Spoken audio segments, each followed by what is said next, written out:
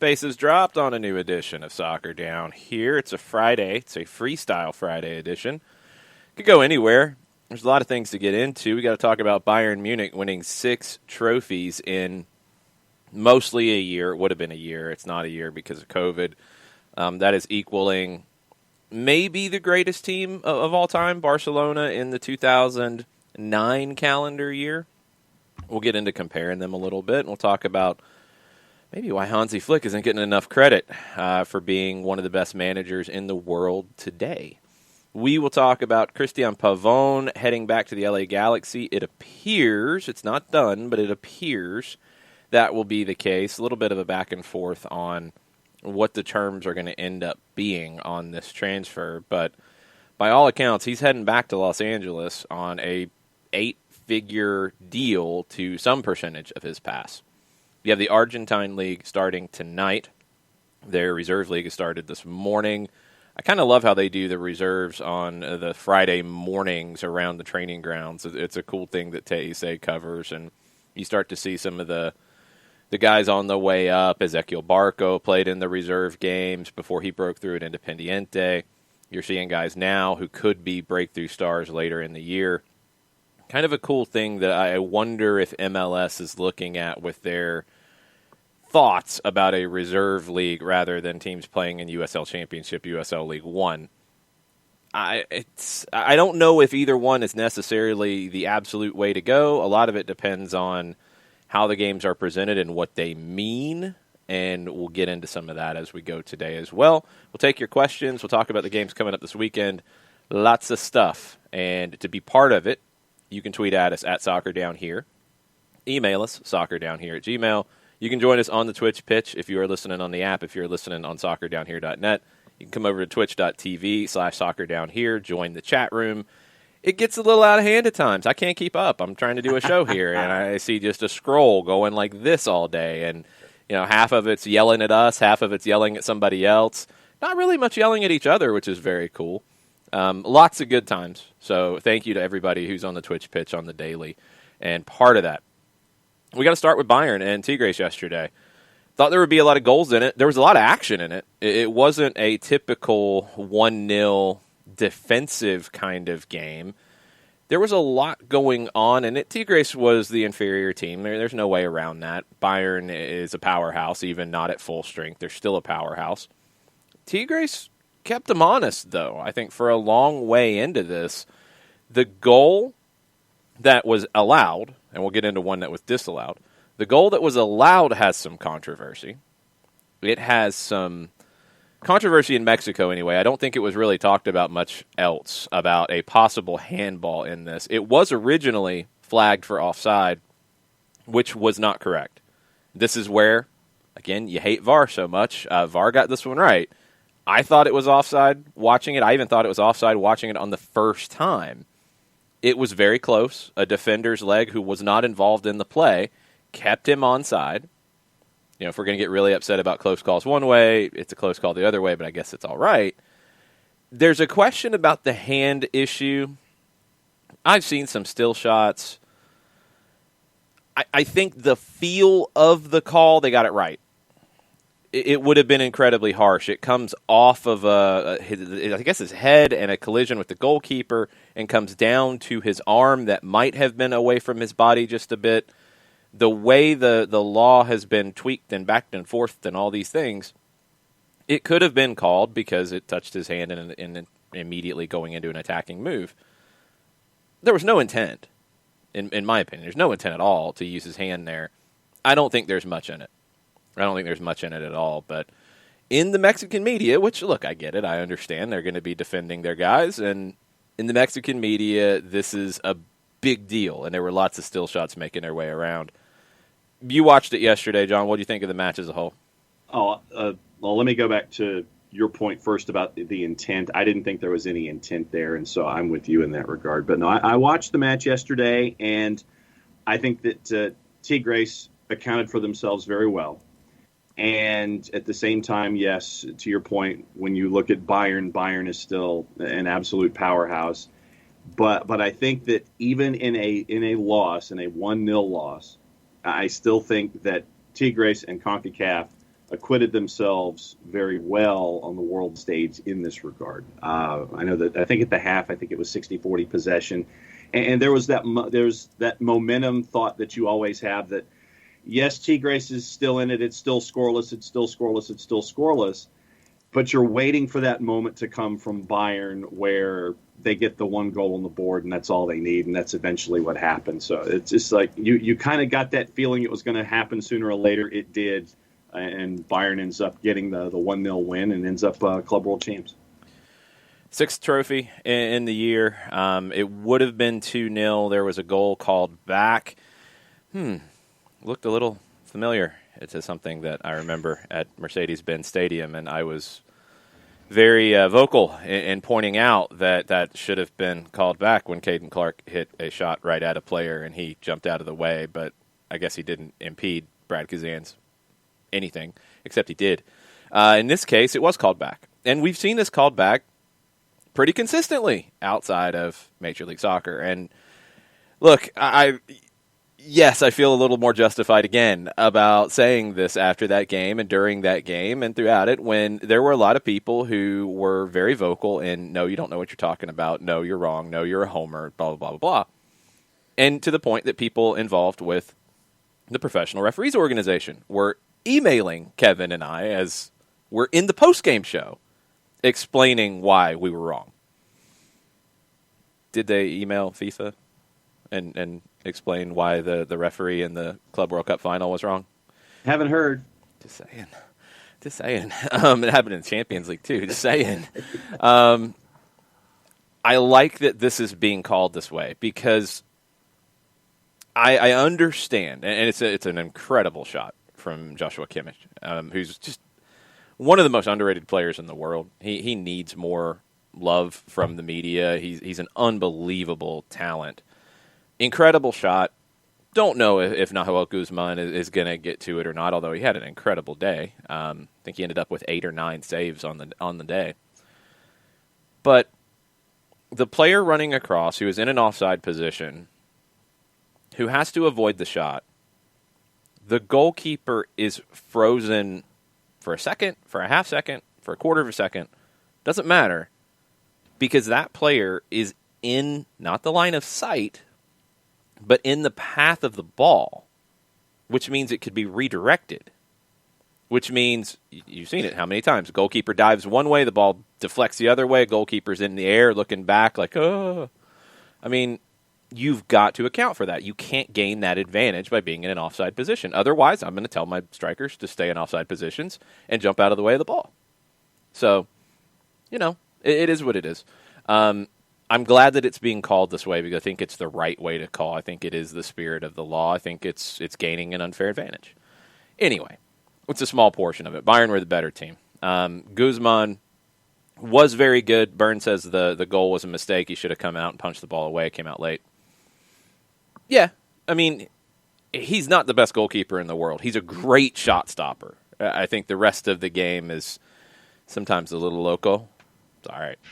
They did great to get where they were. There's nobody that should feel bad about Tigres' performance. Yes, they were trying to slow the game down at times. They're not used to playing at a pace like that. The Mexican League plays at a slower pace. Why? Because if you played at the pace that Bayern does every game, 90 minutes, in Mexico during their season, you would have people passing out. You can't play at that kind of pace in Mexico. And not with the altitude issues either and all the other things that factor in. So this is where you get these matchups that can be tricky because Tigres ran with them for a good while. And then, look, they hit a wall. I mean, they were looking, really hesitant to get out on the run in the second half. I think they were gassed. And they'd played one more game than Bayern in this competition. They did great to get to where they did. The right team won. The best team won. And one of the best teams we've seen in a long time won. This is an incredible accomplishment, and it's only been matched once. Barcelona, Pep Guardiola's first year, where they won everything. They won the league, they won the cup, they won the Champions League, they won the Super Cup in their country, they won the Super Cup in Europe, and they won the Club World Cup. Nobody's ever done that before Barcelona did it. Nobody's done it since until Bayern did it here. Are we not giving Hansi Flick enough credit? He took over mid-season, and he got this thing done. Are we not giving him enough credit? I think so. I think that what he's done has been an amazing job, and I don't know why he's not getting all the credit in the world. I don't know if you sit there and folks are just looking at Bayern as, oh, it's an understood, regardless of who the manager is, that they will do well, and so, therefore, the transitive property takes hold, and it's like, okay, the manager's there. We assume that they're going to do this, therefore they've done it, and then Hansi Flick doesn't get any credit. Pep Guardiola came out yesterday, and he said, here's the quote, he says, "I'm very proud, but I would like to say to Hansi that you are the second team to win 6 titles in a row. Before it was another team, it was Barcelona, so maybe I can call Messi and company, and we can play for the 7th title. Tell me when and where, and we will be there," with an exclamation point. Well, give Pep a little more credit, too. He managed at Bayern, and he had a lot of really nice things to say about Bayern as an institution, as a club, how much it meant to him that, it was Bayern who did it, not just good job, Hansi. It's a big deal. It's a huge deal, and it's really difficult to do. I'm fascinated to see what happens with this bit of drama behind the scenes at Bayern about the sporting director, about Flick. There's talk that Hansi Flick might not stay for very long. There's talk that he could go back to the German Federation if they move on from Jogi Löw, which you never know could happen after the European Championships. If I've got Hansi Flick after doing what he just did, I'm paying him whatever he wants, and I'm letting him do whatever he wants for as long as he keeps winning. Because you don't do that without a top manager in charge. Because you've got so many different elements you've got to manage. I mean, you could definitively argue, and I would probably agree with you, what Hansi Flick did with this Bayern team is so much more difficult than what Pep Guardiola did with his team. Even though it was Pep's first year at that level, Pep had 1 year with Barcelona B. Hansi Flick came in mid-season. Season got stopped.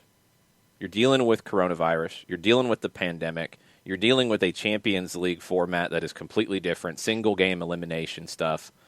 You're dealing with this tournament later in the year. You don't have the same kind of winter break. Like, there's so many different elements that are so different for what Hansi Flick had to deal with. And to manage all of that and manage winning all of what he won, it's an incredible accomplishment. And there's really not many to compare it to. I think it's more difficult than what Pep did.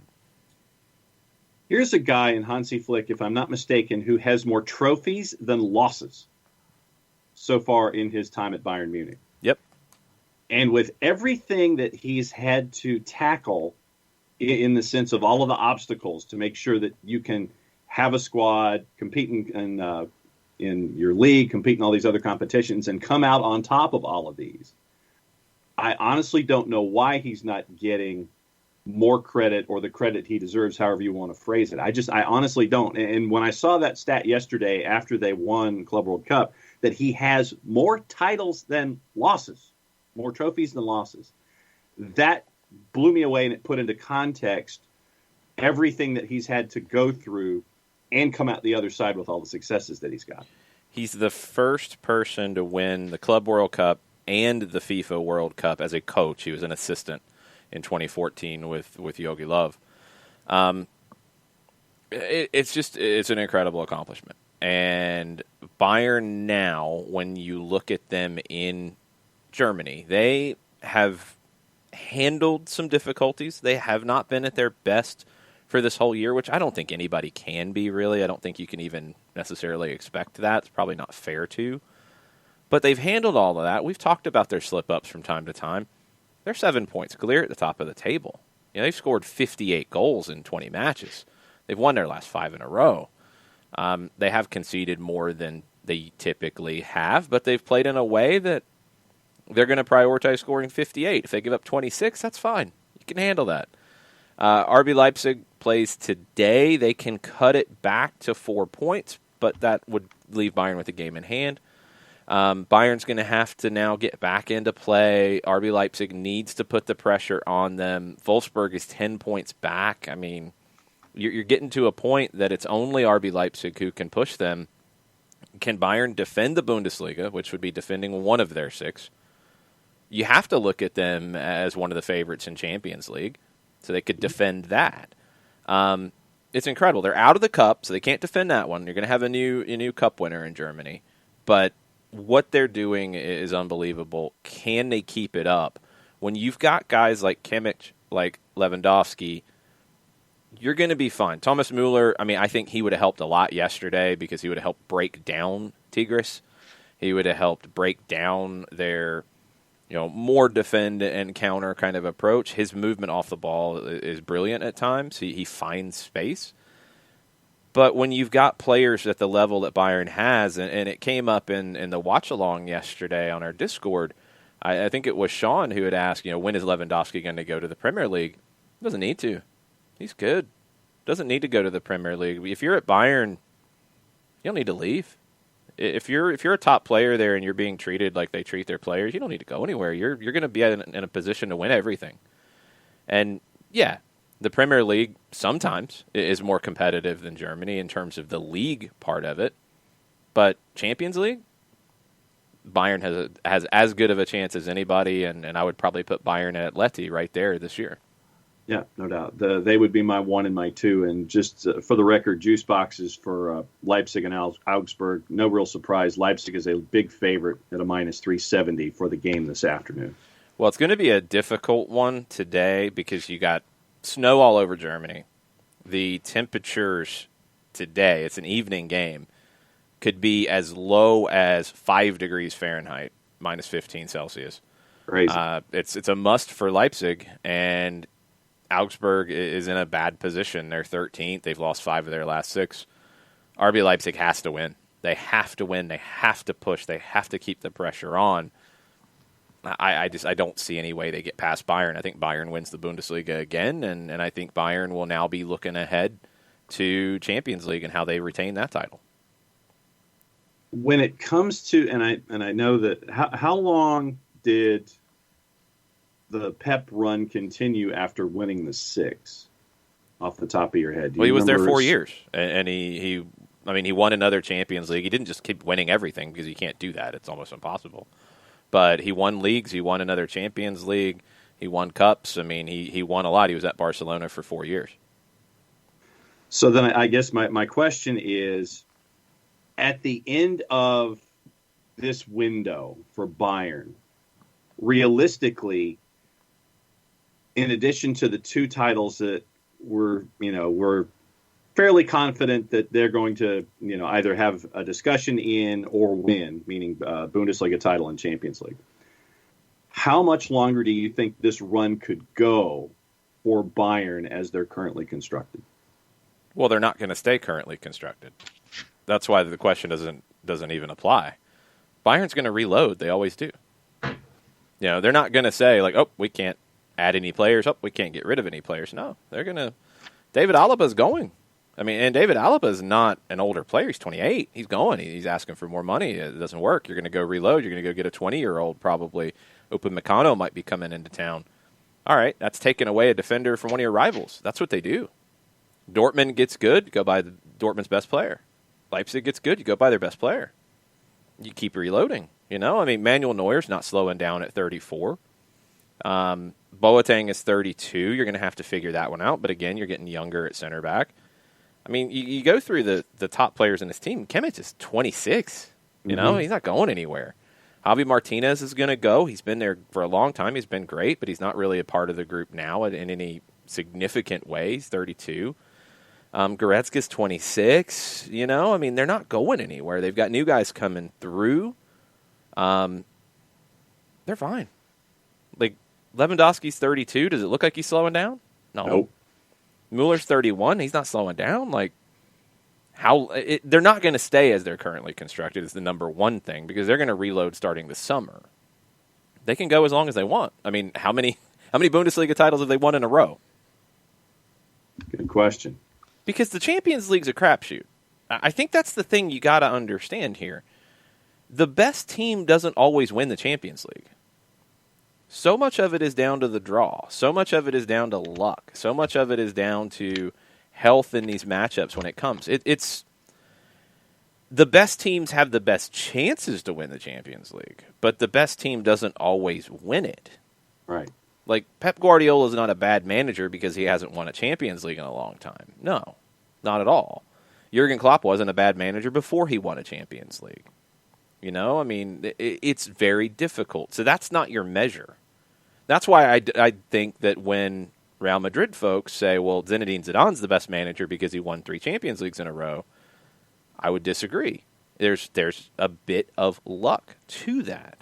And he did very well to do it. He's a good manager because of that, no question. But is he the best because he had fortunate luck and he won those trophies? No, I think what some others have done in league play is more impressive. 8 straight Bundesliga titles dating back to 2012 and 2013. 30 overall as a club. Well, yeah, I mean, the overall, yeah. I mean, 8 straight's the thing here. Bayern's kind of good, and they're going to always be kind of good. So how long can they keep it going? As long as they want.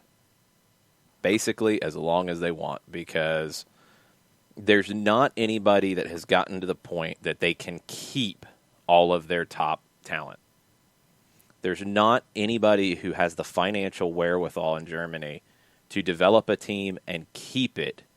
When Bayern comes calling for your best player, they're going to go. It's happened over and over and over again, so this is what it is. Bayern's got to slip up to let somebody else be that team to break through. And I don't think they will. It's Coco says there's a pessimism about Bayern always winning, but the Bundesliga isn't set up for others to win with the league finances set up the way they are. Yeah, I mean, it's not a compelling league competition. I'm not a giant fan of the league competition because you can pretty much write it down that Bayern's going to win it. This year, early on, there was a little bit of a maybe. No, not so much. Bayern, you can't let that take away from them being a great club. What they did this past year is incredible. And to win Champions League and to win everything, look, it just hasn't been done before. Even with Bayern dominating the Bundesliga, they weren't winning everything else too.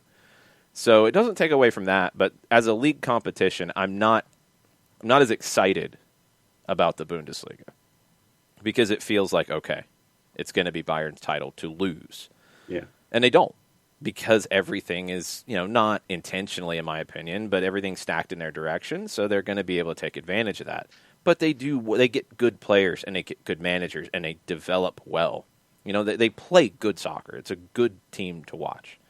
Hansi Flick came in and fixed the things that were wrong. And, yeah, I mean, if Bayern makes bad decisions, like when they hired Kovac, then yes, they can slip up.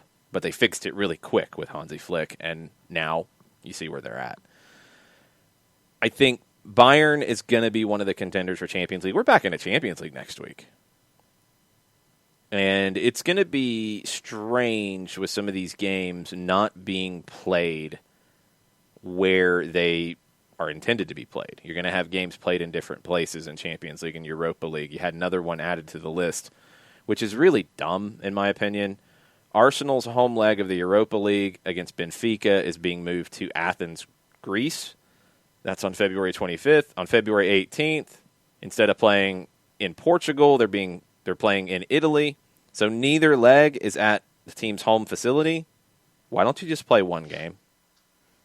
Why are you taking the English team and the Portuguese team to Italy, then taking them back to their countries, then taking them to Greece, then taking them back to their countries? Just play one game. Yeah.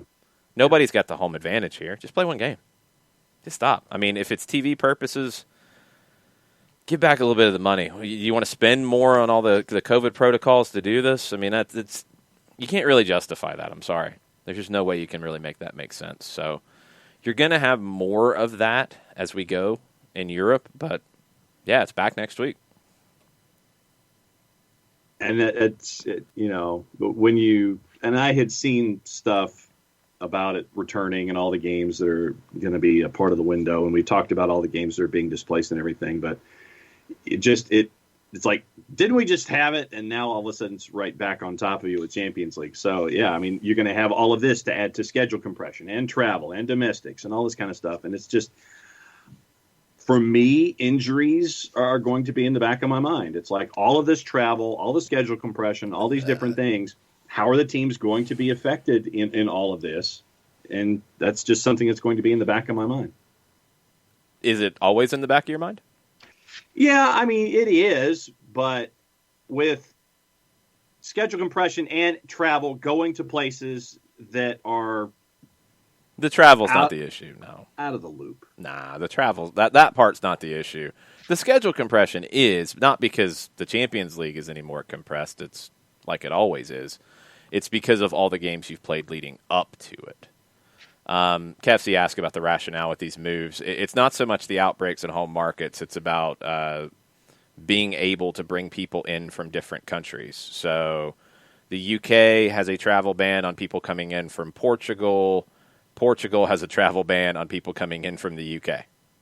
So neither one can go to the other team's place. We've seen the German teams have to move their home legs, so they're being penalized because the German government doesn't allow English teams to come in. So, I mean, it's pretty ridiculous where we're at with all this, but they're going to try to get this thing done. Barcelona hosting PSG in the first leg on Tuesday. RB Leipzig hosting Liverpool, but not hosting them. Is that the one in Hungary? Sounds right, yes. Thank you. I can't keep up with where everything that's has moved. why I was trying to process it in my brain. It's like, that one? Yeah, I can't keep up with it. It's not massive. Wednesday, it's Porto hosting Juve, and it's Sevilla hosting Dortmund. TV updates, because this is something a lot of people ask about. It's probably a regular thing we need to add to the website. Johannes reminds us that the Belgian Pro League is on ESPN+. Or is that a new deal that they have gotten, the Belgian Pro League? We've got, as our good friend Fourcard reminds us, this weekend on BN Sports, which you can watch on Fanatis. It's on the BN Connect channels. All of them are on Fanatis. The African Champions League, it actually starts today.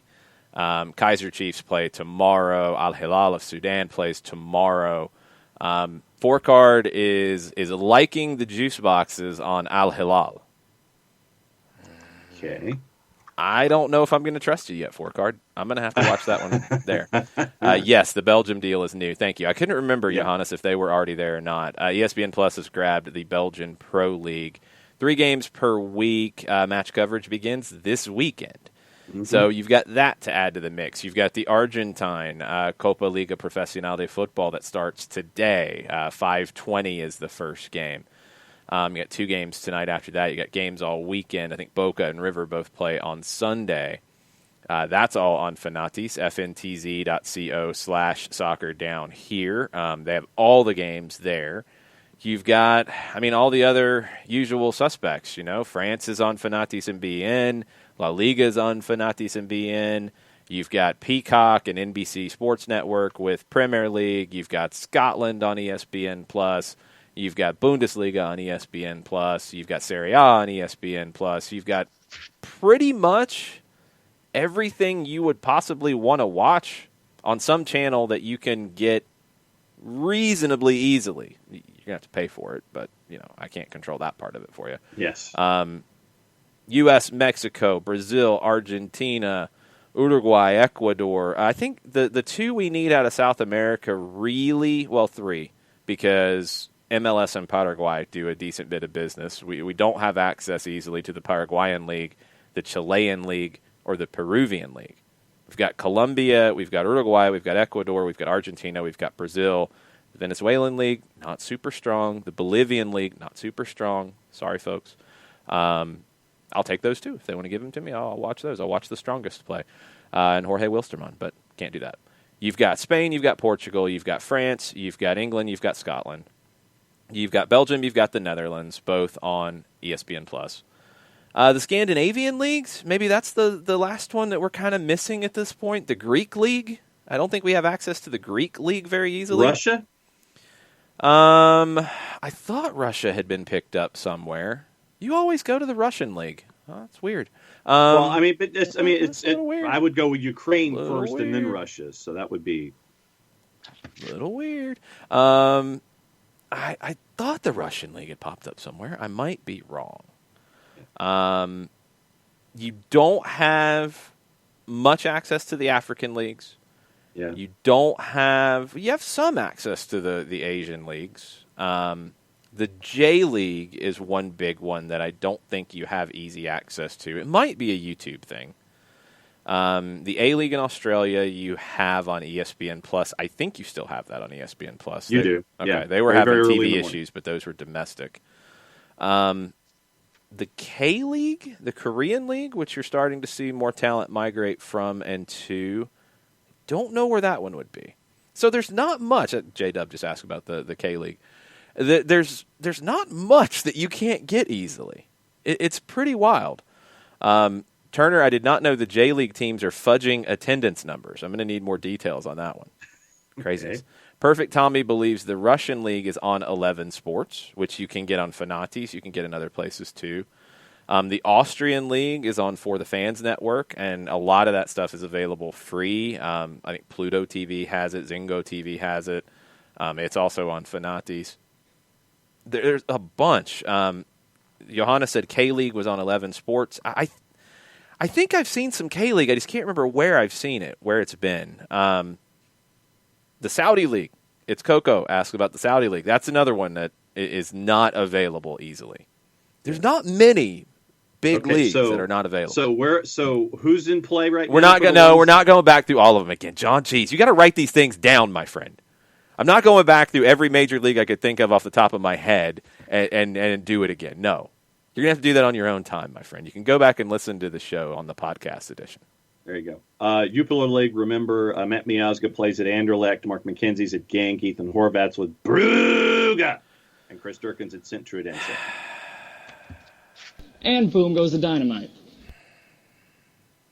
Yeah, anyway. Chinese Super League on ESPN+. Thank you, Modiflow. It's another one. Okay, let's get into this J-League thing, because now I'm intrigued. Why are they fudging their attendance numbers?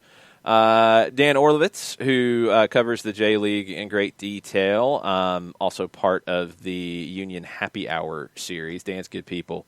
J-League's just announced a $20,000 fine to Giravan's Kitakyusha for cooking the attendance books and adding volunteers and media to the counts. The club has falsified attendances at 159 home games since entering the J-League in 2010. Wow. That's kind of bad. Here's why it's an issue, and I'm really glad Dan explained this, because I'm kind of like, I've seen a lot of teams fudge attendance numbers. Yeah. I watched Silverbacks fudge attendance numbers in really, really big ways.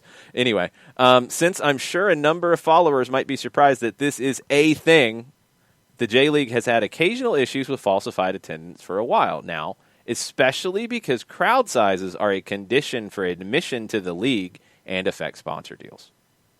That's where it comes from. And Perfect Tommy actually asked that question. So Perfect Tommy, the investigative journalist in the SDH cabal. Thank you. Thank you, Tommy. That's kind of weird. That's kind of crazy. But this is where the game is these days. Let's count volunteers. Yes. I've seen teams do that before, by the way. Uh-huh. I didn't do it.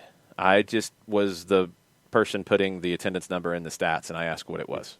And some of the discussion and they give it to you, and you sit there and you go, okay. Well, some of the some of the discussion to get to said number was very entertaining, but I just smile and nod. Yeah, there you go. All right, let's get into Cristian Pavón and this situation, because we thought it was done. We thought Cristian Pavón was going back to Boca. That's absolutely plausible deniability, Patrick. I just did my line went mute when I'm asking what attendance number to put in. I didn't say a thing. I just listened. I just waited for them to settle on a number and then give me the number so I could type it in. That was all. That's all I did. Uh-huh. That's it. That's all I was doing. I was not saying, well, wait a minute, I can actually count the people that are here anywhere near them. No, I didn't do any of that. I just sat there and smiled. Cristian Pavón, this situation with Boca and LA Galaxy. We talked about it a little bit yesterday where numbers were starting to come through about Pavón maybe going back to the Galaxy and maybe at a more manageable number than was originally discussed. Well, not so much. Different people have put this number at different places. Andres Cantor, legend, has tweeted that per Argentine media, Boca has received an offer of $10 million. We had it at about $6 $10 million for 60% of the pass. I've also seen $10 million for 50% of the pass. Player wants to go, according to Argentine media. He does not want to stay in Argentina. He does not want to stay at Boca. He liked Los Angeles a lot. He was happy to stay there. If he had stayed there, he wants to go back. He's happy to go back. Deal's going to get done one way or another, whatever the numbers end up being. Now, this came up in MLS circles yesterday from a lot of different people, and it's a valid question. $10 million, you're going back to the original valuation. Remember, the transfer trigger in his loan was $20 million. Galaxy said, "No, we're not doing that. We can't do that because it's too much, especially after the pandemic." But $10 million for 50%, it's the same thing. You get the player, though. And this came up with the Martinez move with River, which, by the way, we've not heard an update on him signing an enhanced deal at River, but all signs still point to that happening. This is why it happens, because the player doesn't want to be at Boca, but he's under contract at Boca. The Galaxy don't want to pay $20 million. They don't necessarily need to right now. They're going to pay 10. They're going to get 50 or 60% of his pass. He's going to come and play for them. They're going to get what they want. He's going to play for the LA Galaxy. Where this becomes an issue is in the situation that came up with Martinez. Somebody comes in to want to buy, and then the clubs that have the percentages are like, well, wait a minute. Now, instead of getting the full transfer fee, we're only getting half, and it's got to go here, and it's got to go there. Like, do we want to do this? That's where it comes up. But you push that down the road when you do a move like this. I think the Galaxy paying $10 million for 50 or 60% of his pass tells you they're not worried about a sell-on. They're not worried about recouping. They're not worried about investing this and making more money down the road. They want the player. They want the player to win things. And that's fine. There's nothing wrong with that. I have no problem with that. River's done this plenty of times. Boca's done it. A lot of big clubs do it. They don't have the money or they don't want to spend the full amount.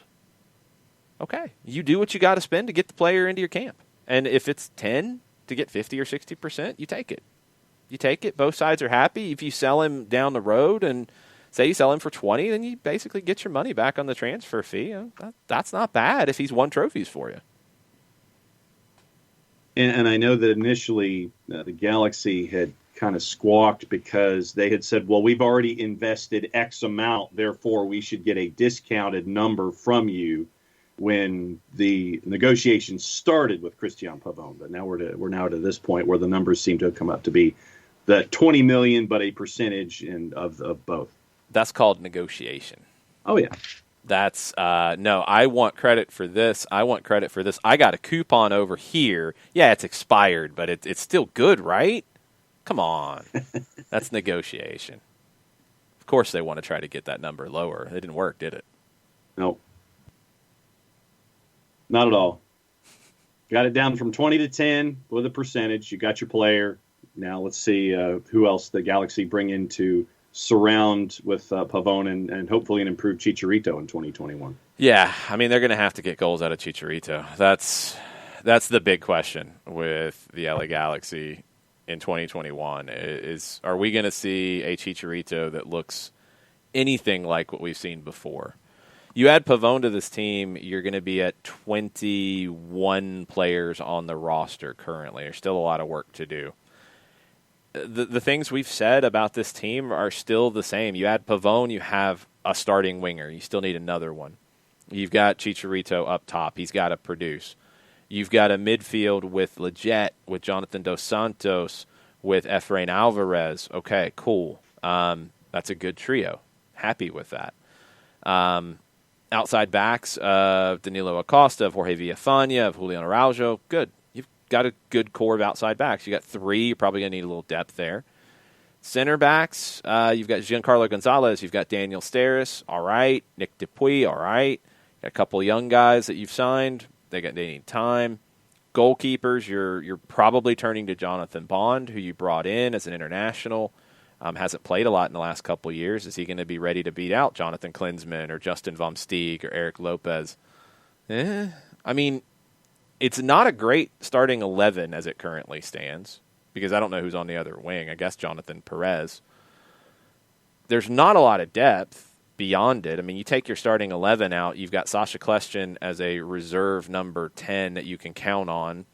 You've got Dupuis as a reserve center back that I think you can count on. You've got a reserve left back, either Acosta or Villafana, that you can count on. You don't have anything else. Beyond that, it's a bunch of kids and it's a bunch of unproven guys.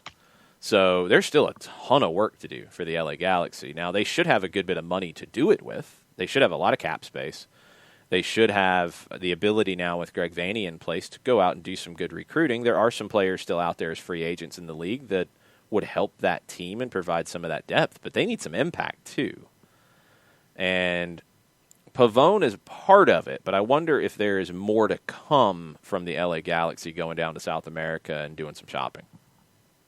And I know that everyone is looking at Vanney coming in, and that because Greg Vanney's coming in, there's going to be instant success. And Vanney has put the brakes on that ever since he's walked in the door. It's like, this is going to be a build. This is not going to be something instant. Look for improvement this year and things to grow.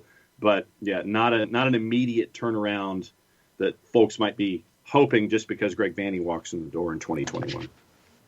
Well, no, because the roster's not there. I mean, Right. That's the thing is, I mean, Greg Vanney doesn't come in with a Superman cape. He's a manager, and he doesn't have a lot to manage right now, to be perfectly honest. There's just not a lot of quality in that group. He doesn't really have a lot of choices. That's the thing is, as a manager, you want to have, as we've talked about with situations like Liverpool, as we've talked about with other teams, you want to have competition. It gets the best out of your training sessions. That's why Atlanta United brings in some of the depth that they do and some of the types of players that they do, because they want that competition. You want your forward group to be pushing Joseph. Are they going to beat him out and play ahead of him? Probably ever? No, not if Joseph's doing what Joseph does. But you need him to be pushed, because Joseph has a strong internal desire. But, yeah, there's going to be days where he's tired. There's going to be days, there's going to be weeks where, man, he's beat up. He wants a break. He just wants to take it easy. Well, then Lisandro Lopez is going to be saying, this is my time to play. Jackson Conway is going to be saying, it's my time to impress. You need those situations. You need them. So the Galaxy don't have it. The Galaxy have a team of, outside of the goalkeeper position, out of their 10 field players, they maybe have decent depth and competition at a couple of spots. I mean, Kljestan's not a starter at this point in the league, in my opinion. The left back position with Acosta and Villafana, good competition there. Dupuis can push one of the center backs, okay. That's about it. That's really about it, and you need more to work with. So what the rest of that build looks like for the Galaxy is one of the biggest stories left, because I don't know what they do. They've left it so long. I don't know what they do here. Can we skip back to the East for a second? Sure, we didn't ever go to the East. We can go to the East. Well, I mean, just figure we're in the East. What do you think is going to happen with Frankie Amaya and SC Cincinnati? He says he wants to go. So, I mean, Cincinnati can make him stay, but is that really the smart play? No. If he wants to leave, move him on and get something for him, because if you make him stay, you're not going to get quality performances out of him. It's just not going to happen. I was a little surprised. I mean, if I have a player like Frankie Amaya in my team, I'm not putting him in a position where he doesn't want to be there anymore. No way. I think Amaya is a talent, and he's on a great contract for you as a Generation Adidas player. He's producing.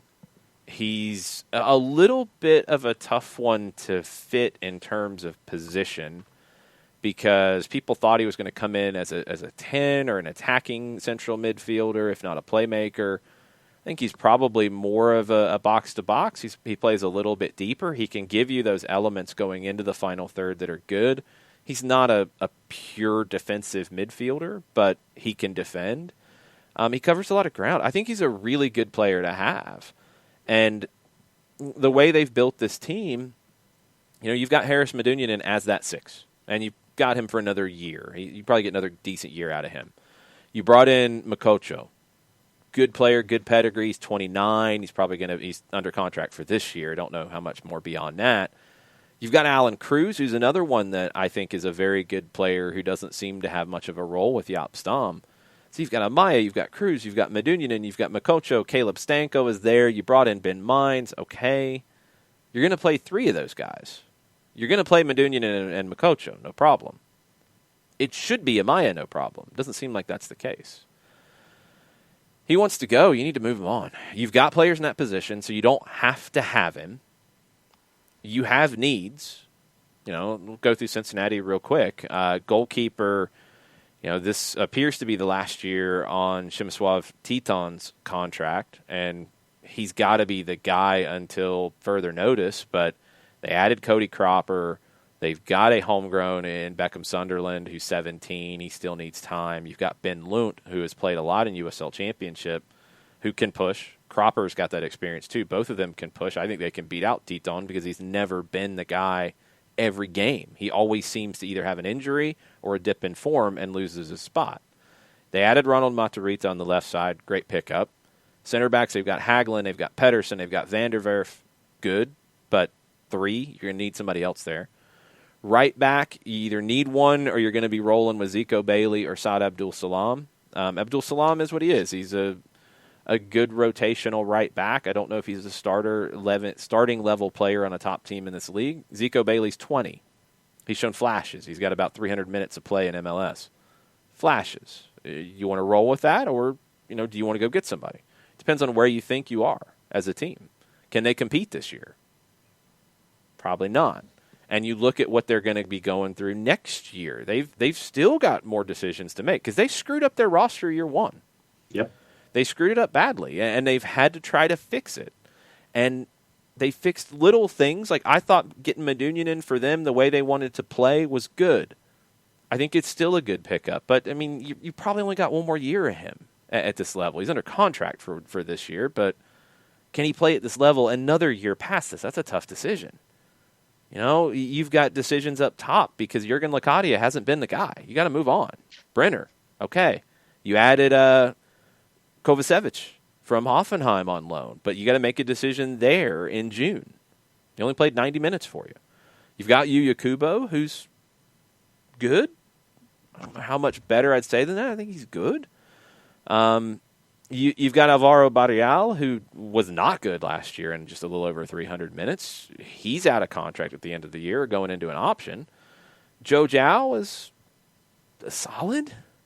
You drafted Calvin Harris, who could end up being a nice piece. I think he could. Brenner, great signing. Okay, you got your forward. He's got to score your goals. Is it going to be Kubo and Harris around him? Does Barrial come good at 20? Does he break through? All right. Who's the 10? Are you going to push Amaya into that role? Well, probably not. Cruz isn't really a 10. You don't really have a 10. And the way this team is built, with Medunjanin and with Makocho, with Cruz, who are all deeper lying players, with Amaya, who's the deeper lying player. I mean, unless you're going to turn the number 10 role, the creative playmaker in midfield, over to Ben Mines, who hasn't been able to stay healthy.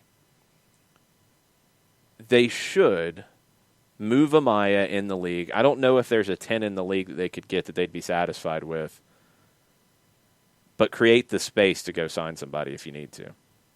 They need that kind of player because you're not going to get enough creativity out wide out of Harris, out of Kubo, out of Zhao to make up for that. You need somebody going into the final third to be able to pick a pass. Amaya can, but he's more comfortable doing it from deeper, and you've already got Medunyan and you've already got Makocho in those roles. Move Amaya and get somebody who can give you that, and then they'll be a more competitive team. That's what they should do. So then my follow-up question is, where could Frankie Amaya fit? Who should be in that chase?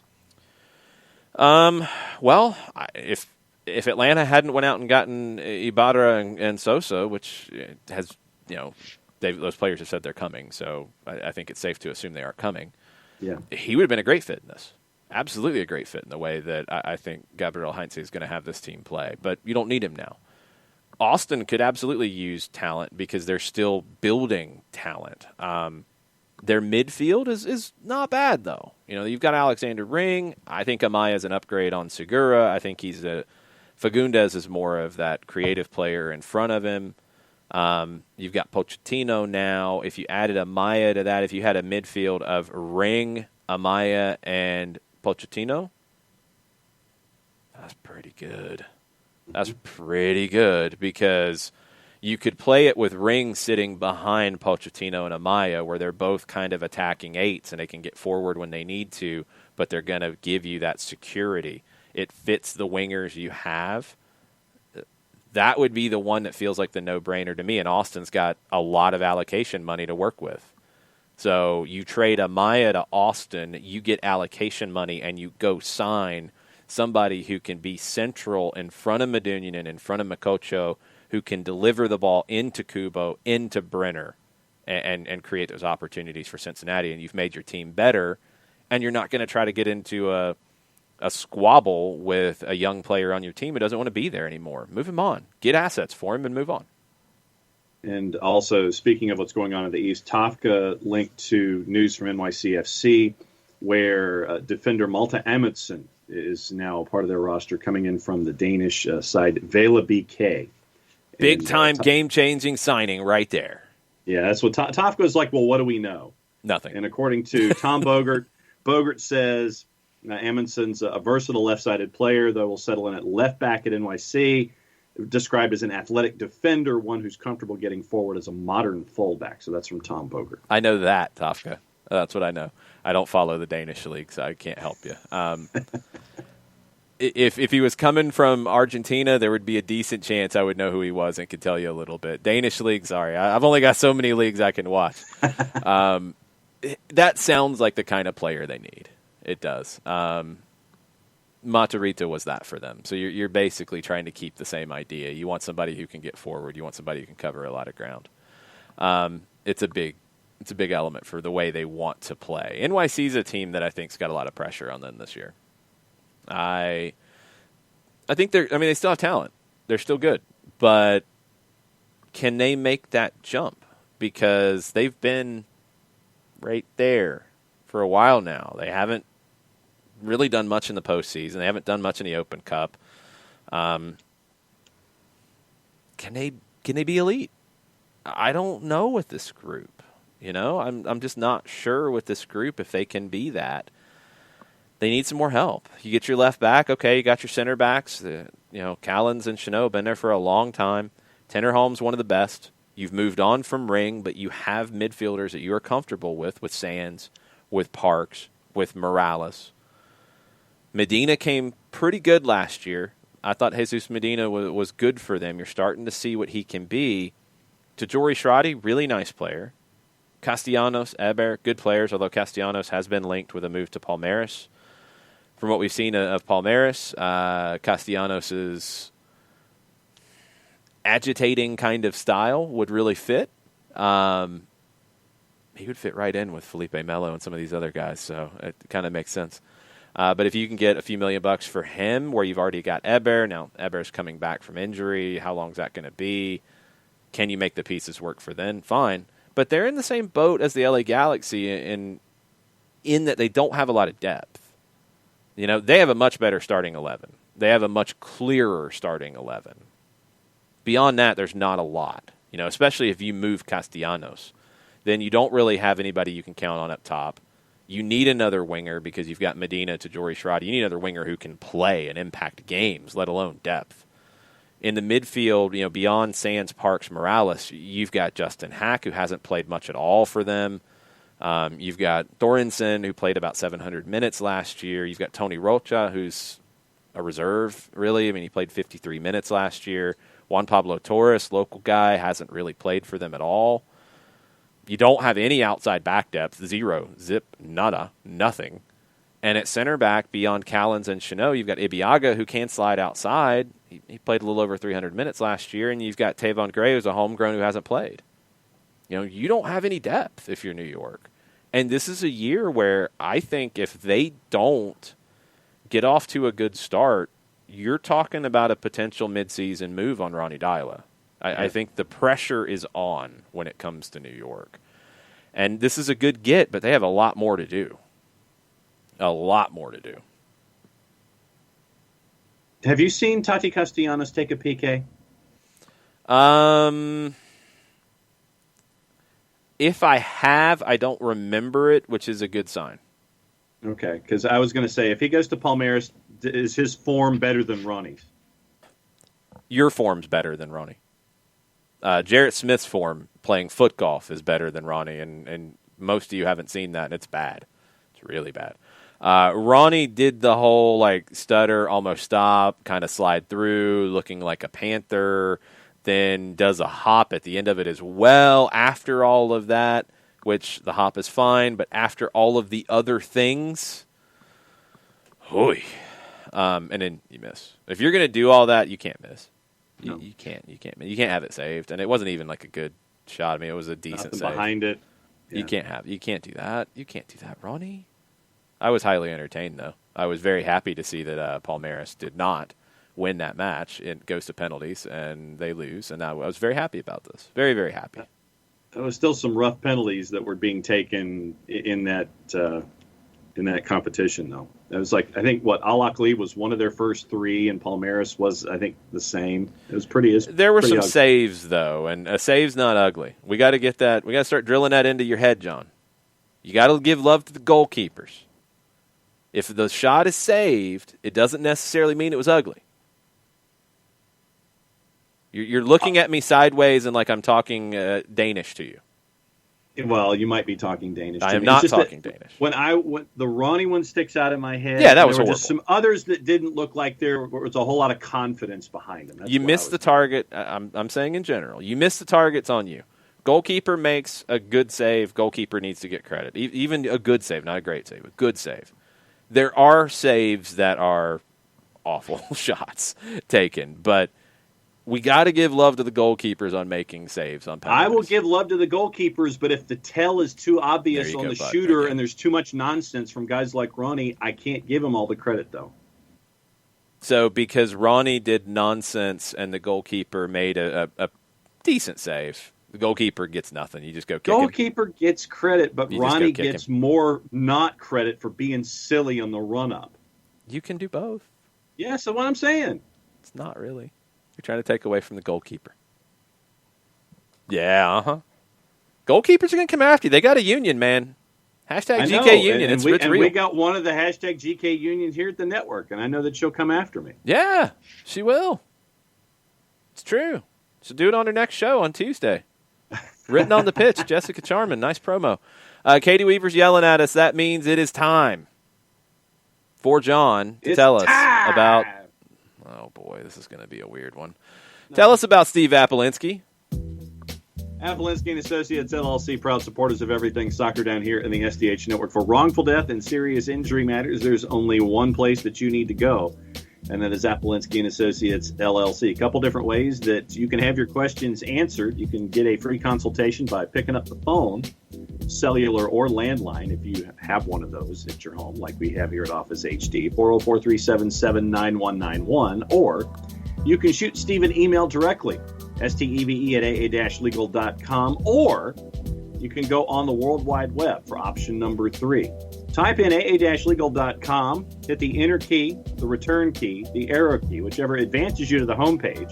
And if your questions are not answered on the homepage at Apolinsky & Associates, LLC, a pop-up window pops up in the right-hand corner, because that's what pop-up windows do. They pop up, and your question can be answered there as well, 24/7, 365 and a quarter. Thank you, Chris Hutchison. Recognized as legal elite by Georgia Trend Magazine for being one of the top 100 firms in this here state of Georgia.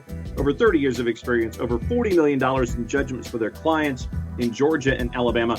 For wrongful death and serious injury matters, there's only one place that you need to go. It's Apolinsky & Associates, LLC, and the website is aa-legal.com. Pretty normal pacing. Yeah, because I had to wait like a second or two before that baseline kicked in, so I was pretty close. Mm-hmm. All right, scores are coming in, and we'll get Mike Conti on the line. We'll talk more MLS prep as we're getting closer to camp's opening and all of the fun. 4.3, slow down. Wow, Chiefs coach Steve thought it was fast. Okay. DM Tim said it was chill yet effective at a 9. 7.8, 8. All right, decent. You did one thing weird, and I can't remember what it was in there that threw me for a second. I don't do scores. I'm not even going to give you a number. J-Dub 7.8, 5 takes with an 8. -5. Nobody has a landline except for John. He does. -1. Right, the rationale behind that. No, it's dumb rationale. We've already had this conversation before. Don't tell the mother-in-law that. It's dumb. No. The mother-in-law doesn't control your phone system, John. The rationale on your end is dumb. The mother-in-law only knows the landline number here to the house. Yes, she has a cell phone, but she doesn't know the boss's cell number off the top of her head, so she dials the number at home, and she dials this way. Mother-in-law is always correct. You could write it down on a big sheet of paper, a poster, and give it to her. -5, nobody has a landline except for John. -1, too many hand gestures. Pace was good. 4.10234. 12. 5.2, too much landline talk. 12? A 12, yes, a 12. Wow. It's South Georgia scoring. It can get weird. I don't even know what that's out of. 5.2, too much landline talk. A 5 for the point to the wrong corner for the bottom right-hand corner. That's my right-hand corner. It's not about you, John. For those on the Twitch pitch, I would obviously have to go to my left. Yes, I'm. Who is the show for, John? Point taken. All right. 8. This here state of Georgia got you a -1.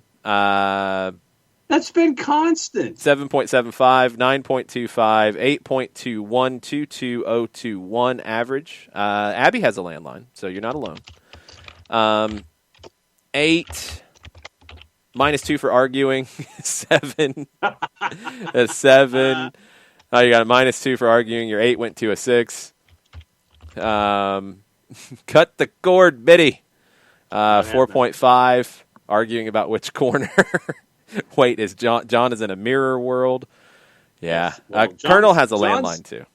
John is thinking about it from his perspective, and so he has to think of it in a mirror as he's presenting on the screen, yes. Colonel has a landline, and you are wise to pander to the mother-in-law. You're still incorrect. You can handle this a little bit better. Ricky hasn't had a landline over 10 years. Man, it's been longer than that for me. I think it's about 15. What are you pounding on the keyboard about, John? I'm promoting Mike Conti, and I'm ready to hit tweet the second he comes on the line. Well, let's get Mateo on the job here, and Mateo will get Mike Conti on the line. Maybe John will remember a mute button from time to time. But I do have a football question, the other football question for Mike as he's now on. Well, Mike, I'm going to warn you first. John is very combative. He did not like the judge's scoring of his read, and he was very argumentative. So I'm warning you. So what is a combative John? Because I can't picture John being anything other than... You don't listen to the show very often, first off. But, I mean, come on. I mean, knowing John on a personal level, I mean, I've known him as nothing but genial, pleasant, sparing on seasoning, but otherwise very, very kind and gentle. So I can't imagine John being combative in any way. I love you, Mike. I mean it. I mean, how many combative Canadians do you know? He's a fake Canadian, like though. Marty McSorley. Like, there aren't too many combative Canadians. Bertuzzi, McSorley. Bob Bertuzzi's another one. That's good. Bob Probert. He might have been. Terry O'Reilly. Terry O'Reilly's a good call. Dave Schultz. Milbury. Mike Milbury. Yeah. Actually, I guess Milbury is Canadian. For some reason, I thought he was born in America. Anyhow, you don't know too many combative Canadians to begin with. But maybe the better word. Georges Larac. There's another one. Georges Larocque's actually a really cool person off the ice, I have been told. Really cool guy. Went into hockey down here, and I think you guys are making up names at this point. HDH. You know it. If we ever get the Atlanta, like a third try at the NHL in Atlanta, say we get the Atlanta Flashers, combined. Whoa, wait a minute. Flames and the Thrashers. We get the Atlanta Flashers. But it has to do with traffic and the orange lights on the sides of the cars. It does. Well, of course. What else would you be assuming? Yes, of course. That's what we're talking about. Uh-huh. John and I will start a Hockey Down Here podcast. In a heartbeat, brother. Yes. It'd be a lot of fun. Oh, did you see this about J.J. Watt, Mike? I did, yeah.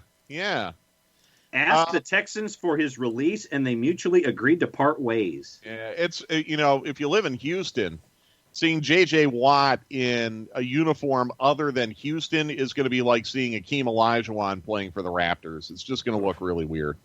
But I don't think this is a total shock. The dismantling of this team continues. J.J. Watt has not been a happy camper. I don't think he was very thrilled at the way that the Texans parted ways with a lot of really good people in their front office, including their media relations person, over the course of the season. He's talked openly about wasting a year of Deshaun Watson, so I'm not surprised. I am a little bit puzzled as to why Deshaun Watson wants out and Houston's taking a hard line with him. No, we won't trade you. Yep. You're here forever. But J.J. Watt wants out. And you're like, sure. They immediately comply. That part's a little bit odd to me. So, speaking of players who won out, Frankie Amaya, Cincinnati. Well done. I've done this a few times, John. It's true. Frankie Amaya in Cincinnati has said that he wants out. He's made that clear. Cincinnati said, we're not letting you leave. Why? Be careful when you do that. Yeah. Like, why? Cincinnati needs, and we went through the roster, they need somebody who can deliver the final pass out of the midfield. They don't really have that creative hub. They've got a forward now they expect to score goals. They don't need him because they've already got like 5 central midfielders that do similar things. I think Frankie Amaya is a great player. If Atlanta hadn't already made signings in those kind of roles, I would be with a sign outside saying, go get Frankie Amaya.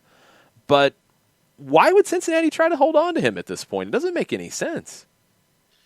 No, especially because you can get something for him. Yeah. As you said, you're fine in the midfield if you're Cincinnati.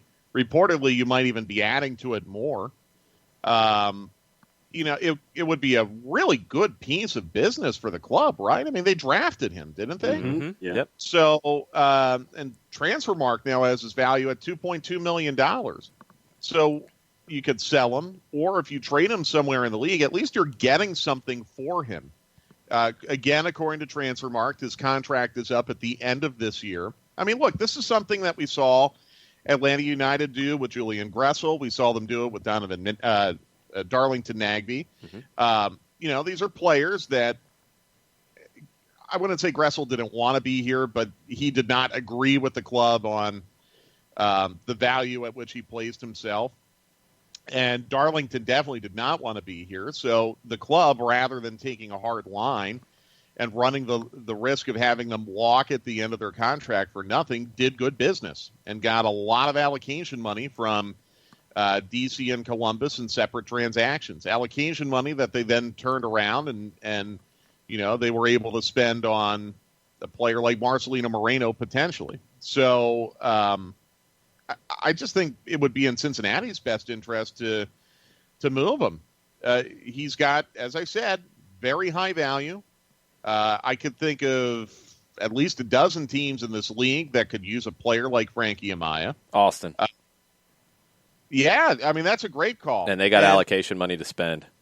Yeah, Austin's a great call. Austin, that would be a very, very wise move if they're trying to shore up the spine of their team, which is something that I think would be very smart for an expansion team. That is a great call. That is a great, great call, Austin. But there are others, too. It's not just Austin. Exactly.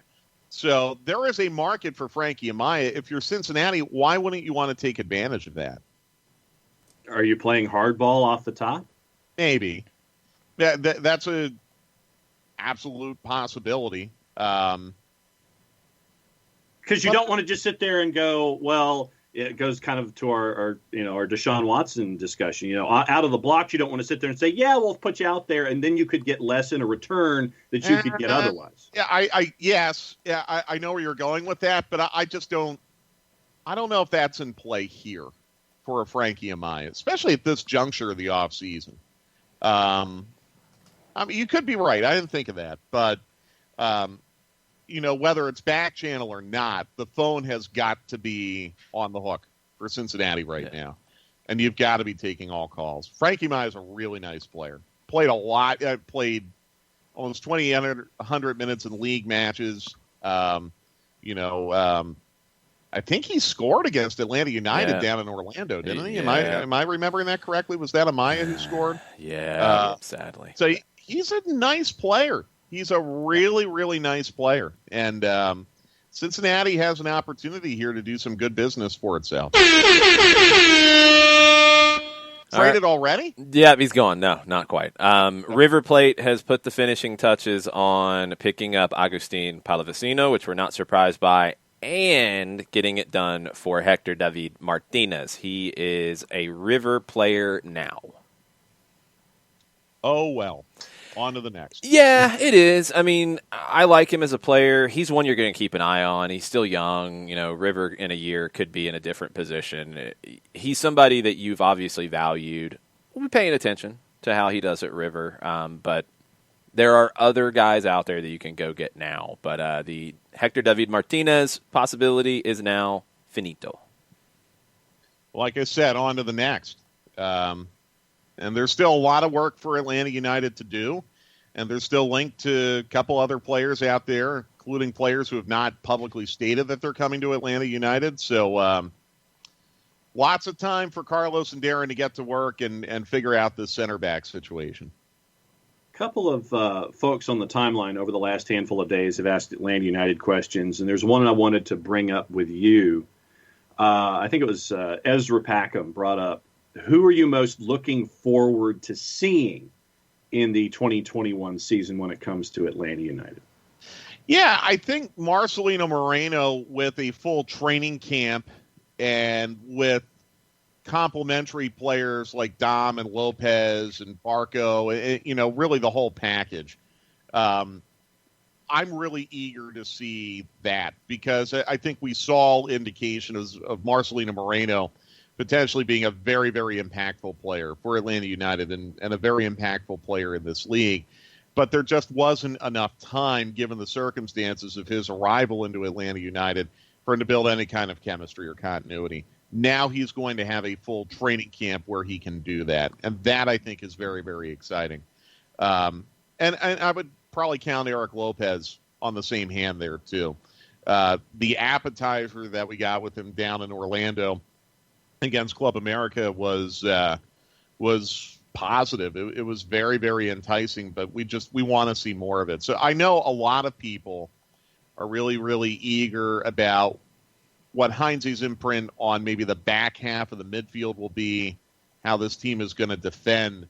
I'm really curious to see how a guy like Moreno is going to fit into Heinze's philosophy in the attack. If this team plays wide and if this team plays fast, how is Moreno going to look as the cog of that attack, the hub of it, if you will?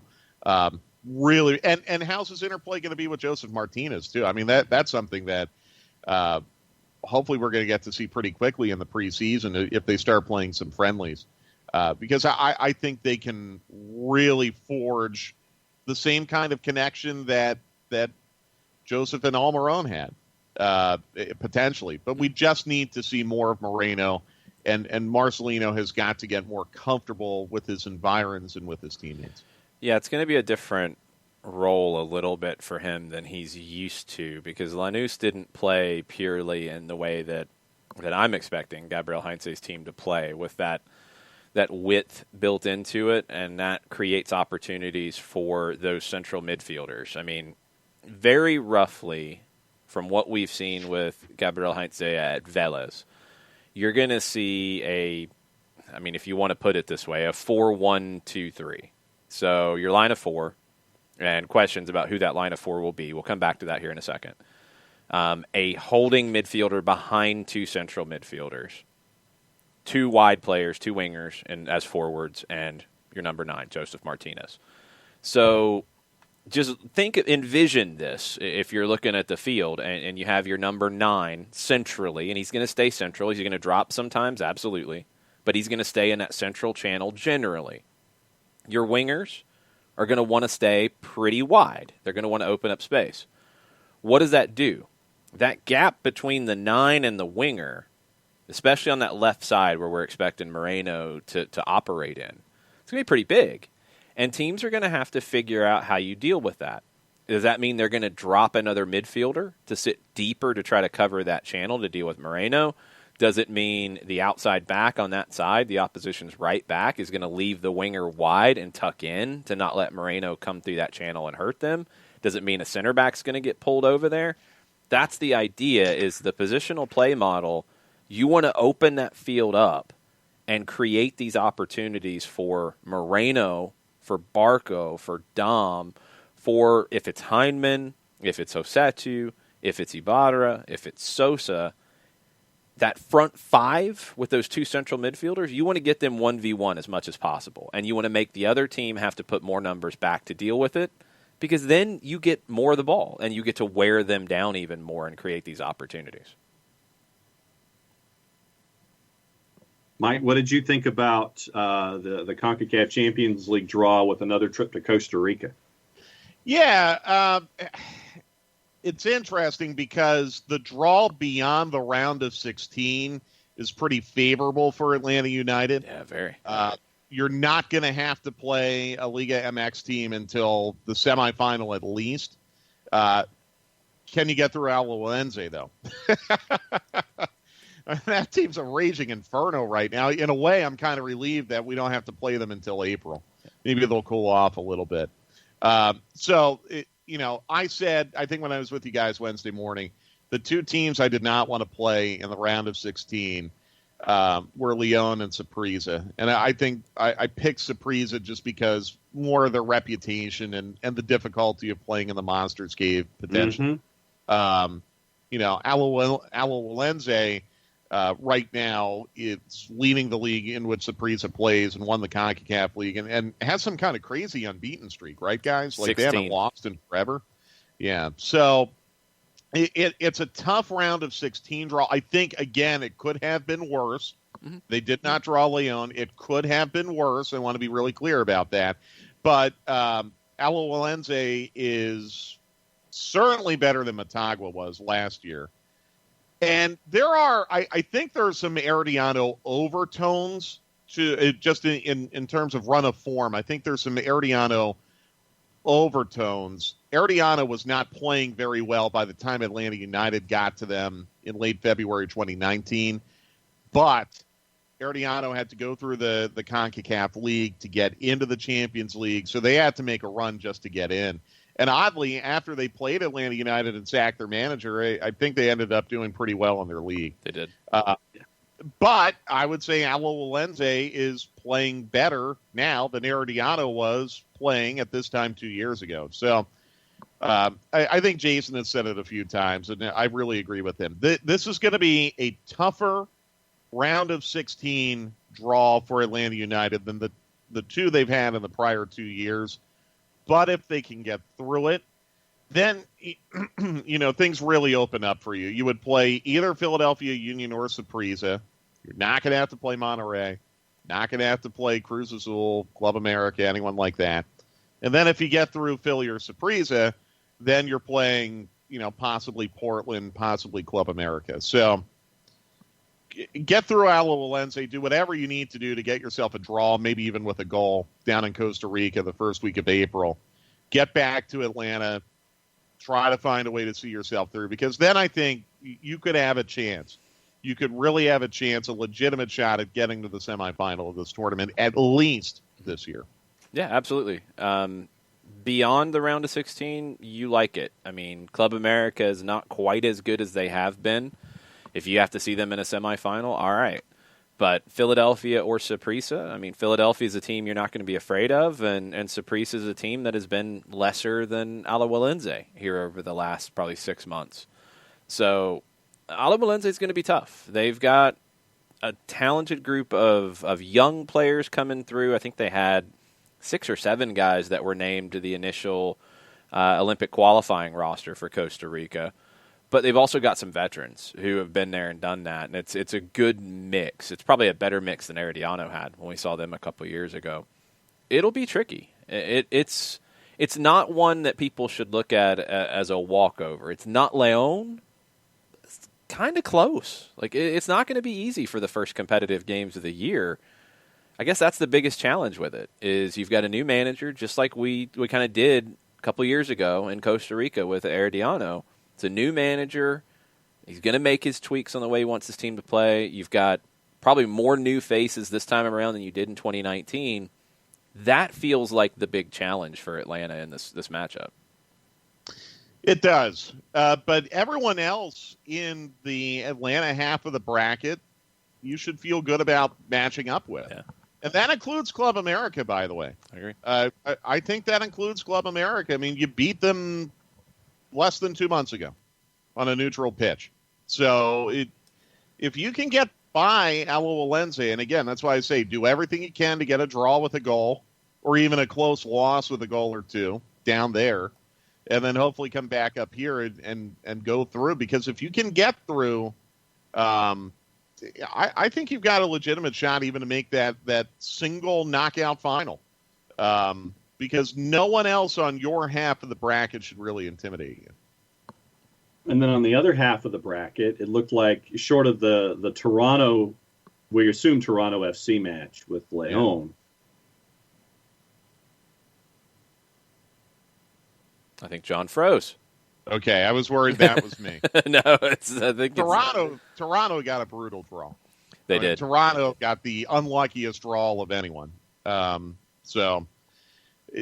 Again, it could have gone a lot worse for Atlanta United. But I agree with you. I think, and by the way, I don't get the sense that a lot of Atlanta United supporters are looking at Alajuelense as any kind of easy candy in the round of 16. I think there's going to be a lot of respect for them. And honestly, anyone who was with us in 2019 going through that Herediano tie. I mean, I know a lot of people only saw the second match at Kennesaw. That first match down at Herediano was a grinder, and it was 3-1, and it could have been worse. It really could have been worse. So this is not – I have a lot of respect for the Costa Rican League. I have a lot of respect for the Costa Rican teams.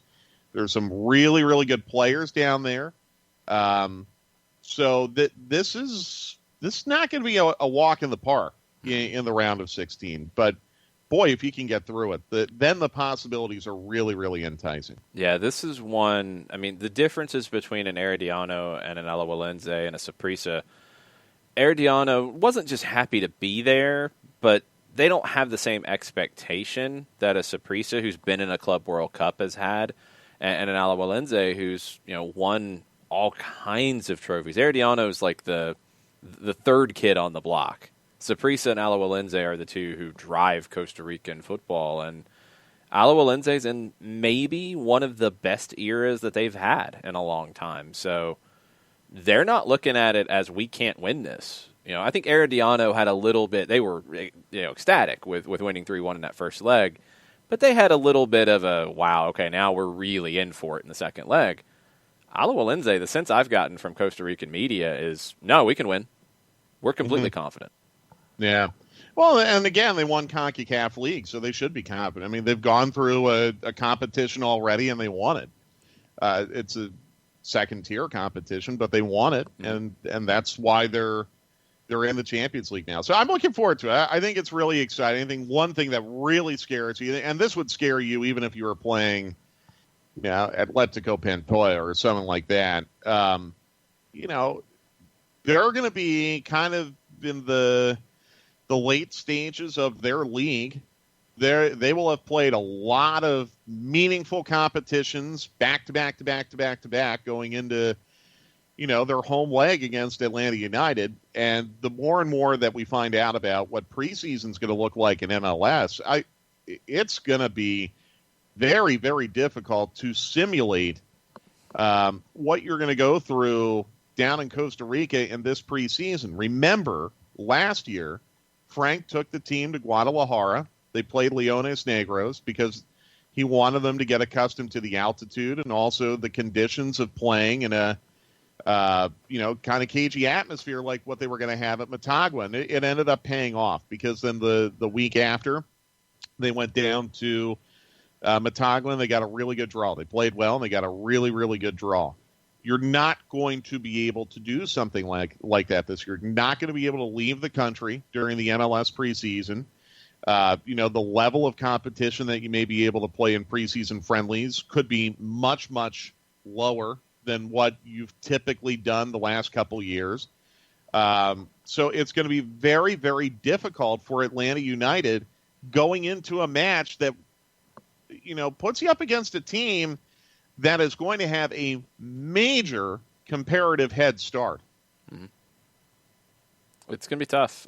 John is unfrozen again. I think he is back with us.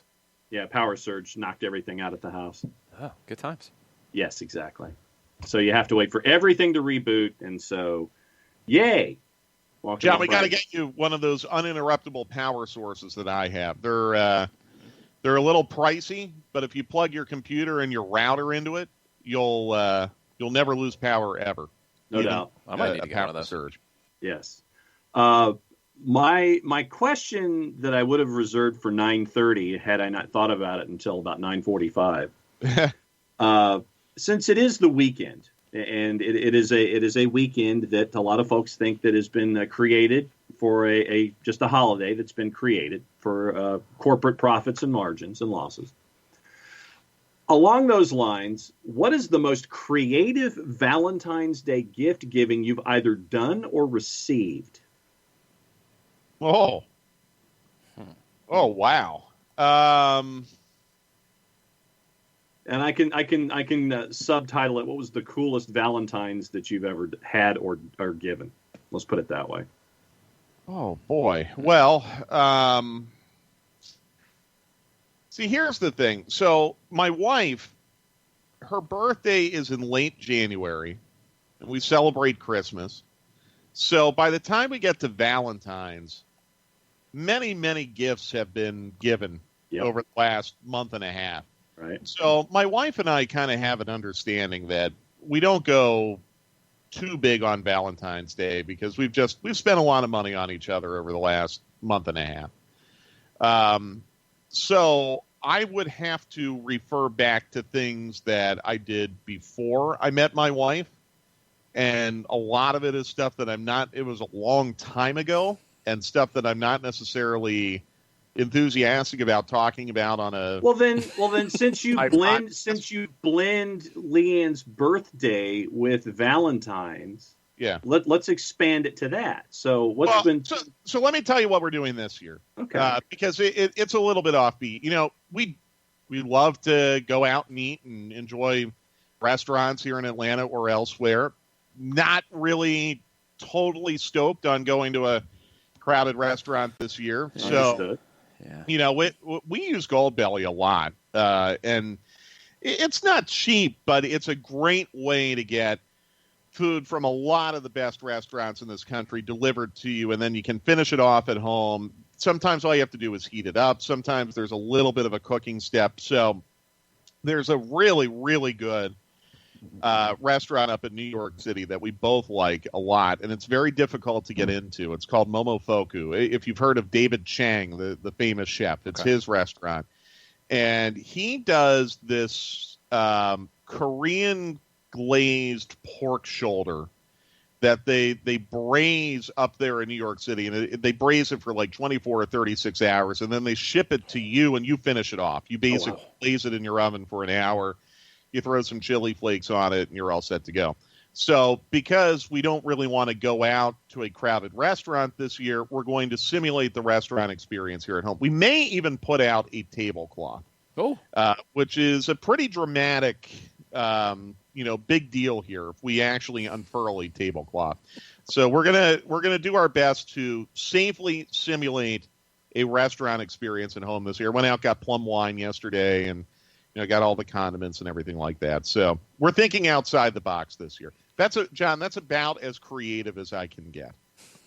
No, but that's good though. I mean, you're thinking about restaurants that are outside the city. I mean, there are times where, Patty and I will sit there and we'll think about, okay, let's try to get some Chicago pizza, like from Giordano's or something, and have it shipped. And they do that, yeah. And that's great, by the way. Like, I have never had a problem with Lou Malnati's or Giordano's when they ship, because they ship it frozen.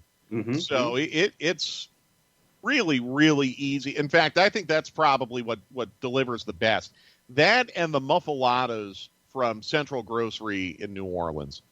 I don't know how they're able to do it. Yeah, that doesn't seem like one that would be easily shipped. Yeah, no, right, exactly.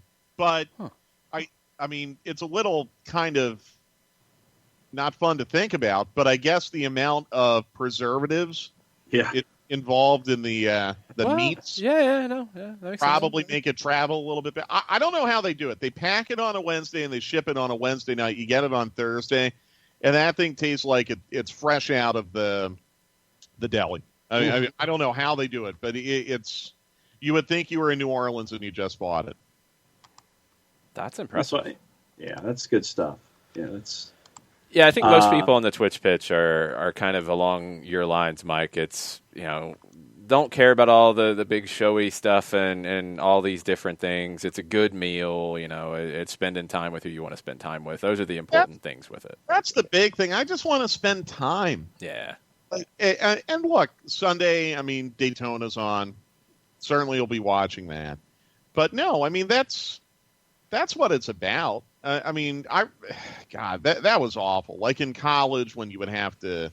There'd be so much pressure. You'd have to do all these crazy things. Yeah, you'd have to get the right card and have to say the right thing. Or you'd have to get, like, flowers delivered to her workplace so everyone else could see it, and invariably someone else in the office would get more flowers than who you were sending to, and then it looked bad. And it's just, Well, Sherry in accounting got a massive bouquet with some chocolates. Exactly. So, I mean, it's a nice day to be with each other. But honestly, I mean, heck, I try to celebrate Valentine's Day every day. Amen, brother. That's what you have to do. But I hope everyone, if you're going big or if you're going small, I hope whatever you're going to do on Sunday, you enjoy it. And yeah, it's a corporate holiday. I mean, it was created by Hallmark. We can all agree that, but it's a fun day too. If people have fun with it, I'm not going to look down on them. It gives us something fun to do in the middle of the winter. A lot of people love the Gold Belly as well on the Twitch pitch. Yeah, I did not know about that. Oh yeah, it's great. Now it's not super inexpensive. Right. I mean, they tell you it's free shipping, but that's kind of a trap. Because, of course, because of the cost of the thing. Yeah, they definitely build in the shipping cost, the cost of the meal. But no, we do Gold Belly, and I'm curious who on the Twitch pitch has done it and where they've ordered from. Mrs. Claus got Dad's smoked salmon and chowder from Pike's Market in Seattle. I've done that too. It's delicious. Let's see. Magic City is now on Gold Belly. Wow, that is awesome. Yeah, Magic City is now on Gold Belly. They will ship lemon pepper wet to anywhere in the country. Seriously, the Lou Williams wings are worth the Gold Belly. They absolutely are. They're that good. Well, the good thing is we live locally, so we don't have to pay FedEx to send it to us. This is accurate. Maybe they're on Uber Eats too. I don't they know. are. They're on. I can't remember which ones they're on. They're on at least a couple of them because I've ordered the Sweet Lou wings. They are that good. Yeah. There's. I mean, I don't know. I've never had them. I've never been there, but I know people rave about them, and I know a lot of people when they come to town, they swear by it. Yeah, but no, I love Gold Belly. That is. I mean, unfortunately, over the last year, we've had to lean pretty hard on Gold Belly because it's just not doable to go to a lot of these restaurants right now. But I strongly recommend it. I've never had a problem with them. Couple times food has come in like a day late, so you just kind of plan in advance. You try to get everything a day or two early. But it's expensive, but it's worth it. I've really enjoyed it. The other one's in your wheelhouse. Perfect Tommy uses Goldbelly to get Bassett's peanut butter ice cream from the Reading Terminal Market in Philly. Yeah, big time. Absolutely. And again, like they ship it on dry ice, so it works. So, yeah, I mean, like I said, the muffaladas we do a lot. We do pierogies from Veselka in New York. Oh, that's strong. In fact, we did that last night. And we just got some matzo ball soup from them as well. We're going to do Momofuku this weekend. Those are kind of the pierogies we do a ton from Goldbelly because there's not really, unless someone on the Twitch pitch can correct me, there's not really a great Polish restaurant in Metro Atlanta that I am aware of that does really, really good pierogi. Where I'm from in Pennsylvania, and especially where Leanne's from Western Pennsylvania, because there's such a heavy Polish influence up there, you can get pierogies anywhere, and they're all delicious. Struggling to find that down here in Atlanta. Give me a good pierogi, and oh man, that's excellent. Have you been to the Pierogi Fest in Lawrenceville? It's usually in late August, and it's a mob scene. It's crazy crowded, but there's a church in Lawrenceville that does a Pierogi Fest, and that's excellent as well. If they were to open a restaurant, it would be very helpful. One day, when one of us win the lottery, we will open a pierogi restaurant. How about that? Yeah. Well, anyhow, this has been a fun edition of pierogies down here. That's what we do. It was hockey down here, and there's pierogies down here. Yeah, that's what happens. How are you guys doing? Like, do you have any offbeat Valentine's things that you guys do? Nothing crazy. I mean, it's really about a meal and hanging out and spending time. Yeah. Like it's nothing, super big and showy. No, I mean, there's a restaurant that is here in Decatur that turned into Patty and Mine's, our restaurant, and it was where we had one of our first dates, and it's where we always celebrate all of our significant dates and years and things like that. It's Wahoo Grill over in Decatur across the railroad tracks. Yeah. Nice. And so all the significant days in our relationship and the dates, we always go to Wahoo and get something to eat. And so tonight it's going to be, we're going to order and have date night tonight because knowing that everyone and their mother and the mothers-in-law would be ordering for Sunday, we're going to do ours a little early and order from the menu there. Good call. Yeah. Yeah, it's tricky because you want to support the local restaurants, and they deserve our support. And I am very comfortable going out to eat at a lot of restaurants locally because they are doing things safely. I really do strongly believe that. But when we get to holidays, and I think Easter and Mother's Day will be the next two, I don't know. When you have to wait in a big crowd to be seated, that's where I get a little bit skis down. So I just didn't want to take that chance this weekend. But I'm with you, John. I'm fully all about supporting our local restaurants and doing a lot of delivery, too, because they need our support. They really do. And there are a lot of them that are trying to do things safely, and they are accomplishing that. But when things get really crowded, that's where I get it. Yeah, for sure. Well, enjoy the weekend. Enjoy Daytona. Who's winning? Who's been really fast this week is Bubba Wallace. He's been really, really fast. He's not on the pole, but he's been really, really fast. I will make a bet that the guys on the front row, the two Hendrick cars, will not win. Okay. Yeah. Because with Daytona, it's all about avoiding the big wreck about halfway to 2/3 of the way through it. I'll go off the board and say Bubba Wallace. I know that's been kind of a trendy pick this week because he has been very fast, but it would be great for him, be great for the sport. He's finally got the equipment now. Yeah. So let's see how he does. But as you guys know, those super speedways are a roll of the dice. So whoever stays out of trouble, it's going to be a lot of pack racing. Yeah, I mean, last night he led the second duel a whole lot, and then got caught up he got caught up in the middle groove and no one went with him, and it caused him to drift back, and he had to fight back. I'm going to go with Austin Dillon. I'll go with the 3-car, considering it's the 20th anniversary of us losing Dale Earnhardt. So I'll go with the 3-car making the win this time. Easy, that's been 20 years.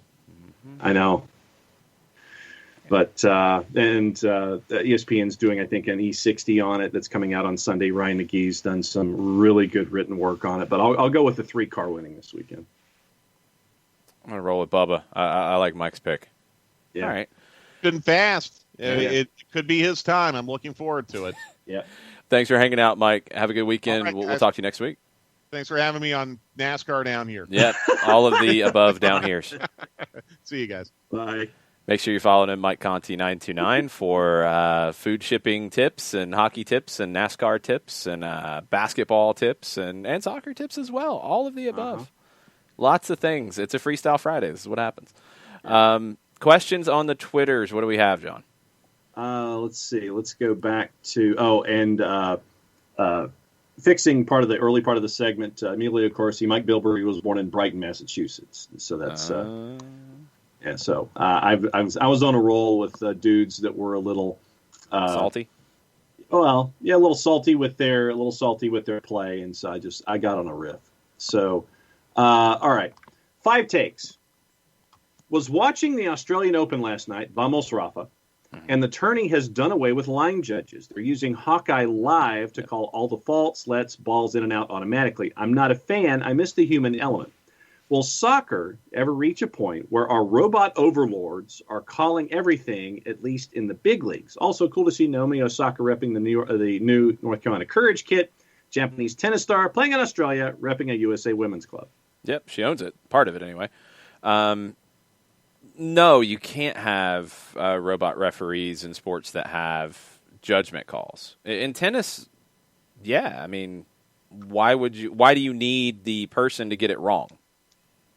You know, like, it's not a judgment call. The line judge in tennis, correct me if I'm wrong, there's nothing for them to judge. It's all eyesight, right? Yeah, it's literally in, out, you know, it's all stuff that they're staring at, yeah. Yeah, so you can do it. And a robot and Hawkeye is not going to be able to tell you intent on a handball, or is that a yellow card, is that a red card, is that a foul, is that not a foul, that kind of stuff. So in terms of the lines, I mean, a lot of people have argued that you need goal line technology no matter what, and you should have it, and it's the same idea, roughly, generally. So you can have it for certain things, but no, it's never going to fully replace it. In sports that it can, like tennis, then yeah, why not? Because it's exact.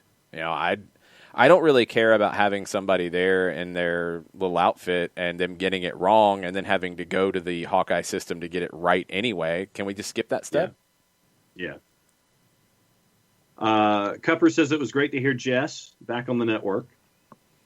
Perfect Tommy, what are you looking forward to the most this weekend, soccer or non-soccer related?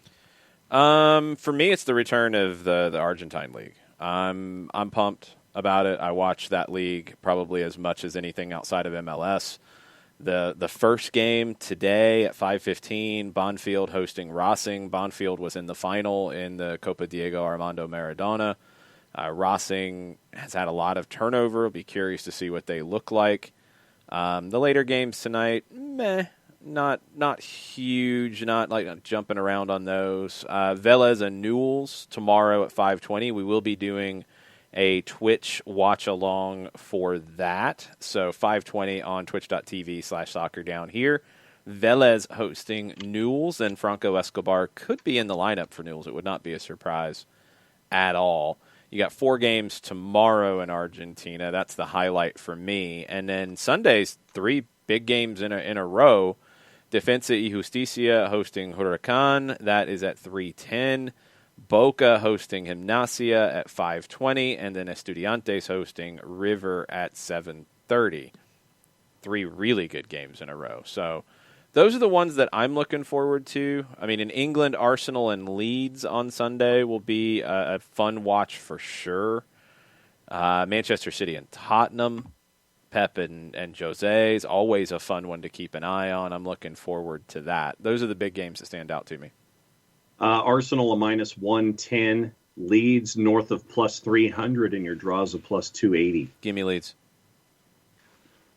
And Manchester City almost a minus 300 going up against Tottenham. Tottenham north of 780 on the plus side with your draw at a plus 460. Tottenham's a mess. Something's gone sour in Jose's fridge. It happens all the time.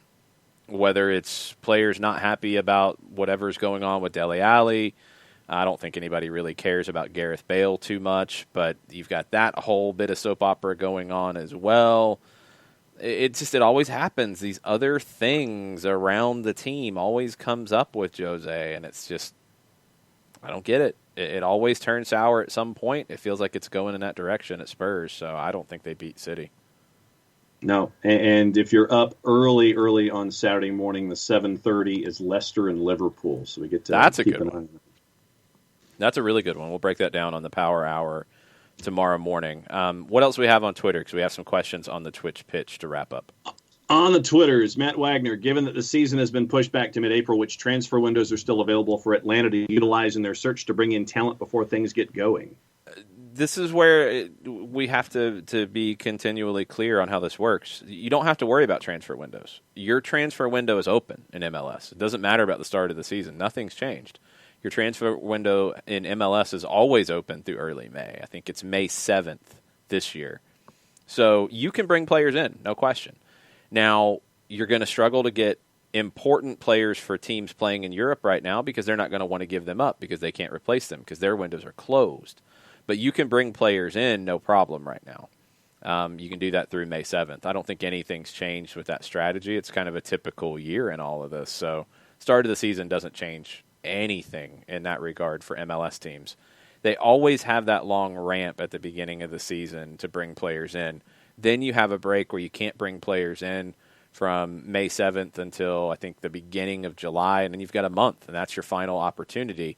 But that's a time where all the windows around the world are open and teams and players can have things go and come, and it gets a little more give and take in that summer window just because you've got most of the European leagues preparing for their upcoming season. That's where they make most of their moves. MLS teams have to be ready. If the time is right to sell a player, they have to do it in that summer window. This one here is all about MLS teams building. They should have done most of their business already because you had more business to do in January because players could be sold and then European clubs could replace them. You saw some teams do that. Now you're picking up players out of South America, out of Brazil, out of Argentina, or you're picking up players who are not part of their squads. They're not playing. They're expendable from European clubs. Next up on the board is Ezra, and Ezra wants to know, also with Ronald Hernandez possibly coming in, do you think he's a good pickup for the right back position? It's hard to tell since he hadn't gotten much playing time with Aberdeen. He was a promising player going to Aberdeen, but yeah, he hasn't played much at Aberdeen. So, I mean, he could be, but he's not going to beat out Brooks Lennon. I still don't understand why there's a question at right back for Atlanta United. Brooks Lennon is the starter. Brooks Lennon's going to start, and Brooks Lennon, I think, is a really good fit for Gabriel Heinze's system. I think you're good at outside back with Bello and Lennon. You could probably use somebody else who could play a little bit of right back. Mikey Ambrose can slide over there in a pinch. Anton Walks can play there, but maybe you'd like one more player who can play on the outside. Could give you a little bit of play on the wing if you need to, or as a central midfielder, somebody who's a versatile player. You maybe need one more guy like that. But in general, Brooks Lennon's that guy. If Hernandez is that outside back depth, cool, you're good. But Lennon's the starter. So Hernandez isn't going to be asked to come in and do a ton of things day one. Tafka in the conversation of GAM awards to CCL teams qualifying for groups, round of 16, etc. Tafka says, I think bonuses are absolutely needed, but the GAM is too. I don't want to see clubs advance from group, but lose key players due to contract needs between a fall and a spring like 2019. 500 in GAM may not be enough to avoid all the losses from a roster, but likely enough to hold on to one or two players who you might otherwise lose. Yeah, this was from a conversation a few days ago, which probably needed a little more setup because I'm trying to go back to that conversation now. And okay, the problem you run with that everybody's going to push back on, and I would agree with them, is that if you give awards in salary cap space, which is essentially what GAM is going to be here, to the teams that are doing very well, because they have to be doing well to qualify for CONCACAF Champions League, you are creating a gap for them from the rest of the league. And that's not what MLS has ever wanted to do. I understand the concept that Tafka's talking about here, with now especially rosters changing over, but this is something that all the leagues are going to be dealing with. You will see player movement between the two seasons. Teams have to manage that.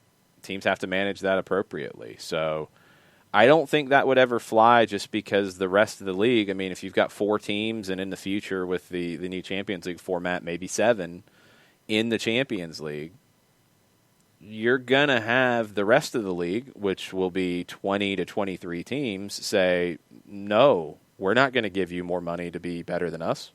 Yeah. So I don't think that ever passes because of that.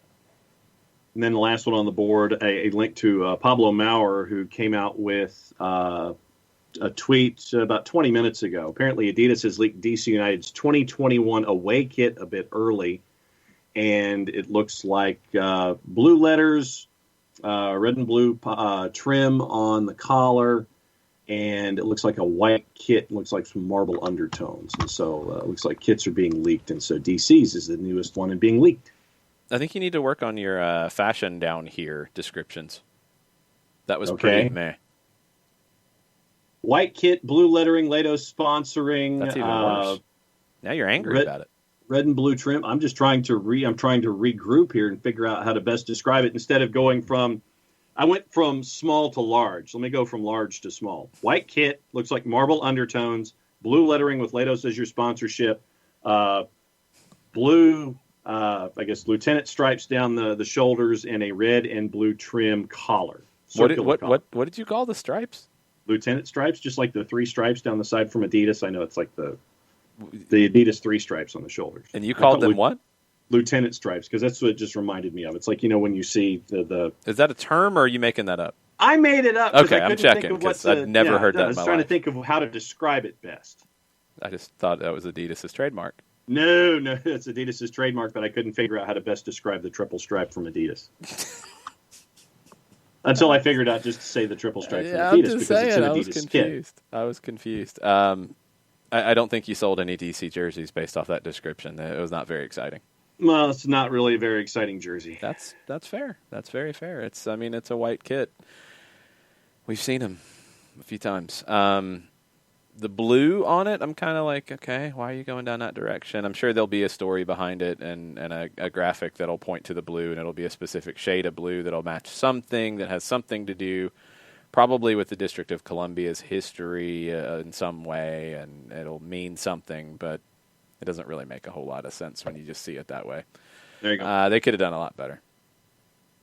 That'll catch us up on the Twitter, sir. What's on the Twitch pitch? Abby wants to know Atlanta United lineup with Escobar out on loan. So today, and this is with the roster as it currently is, so this is no Ibarra, no Sosa, Meza still on it, no Hernandez. This is as it would be signed today. You had a game tomorrow. It would be Kazan in goal, Bello on the left. It would be Meza and Robinson at center back. It'd be Lennon on the right. It'd be either Mo Adams or Josetu in the holding midfield.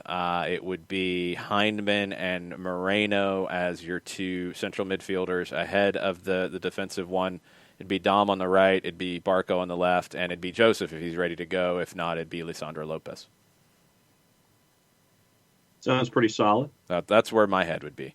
Yeah. Mizzano wanted to point out Justin Che, who has been loaned from Dallas to Bayern. No purchase price on this one. It is part of the partnership between Dallas and Bayern, which they do a lot of business together. They have an official partnership.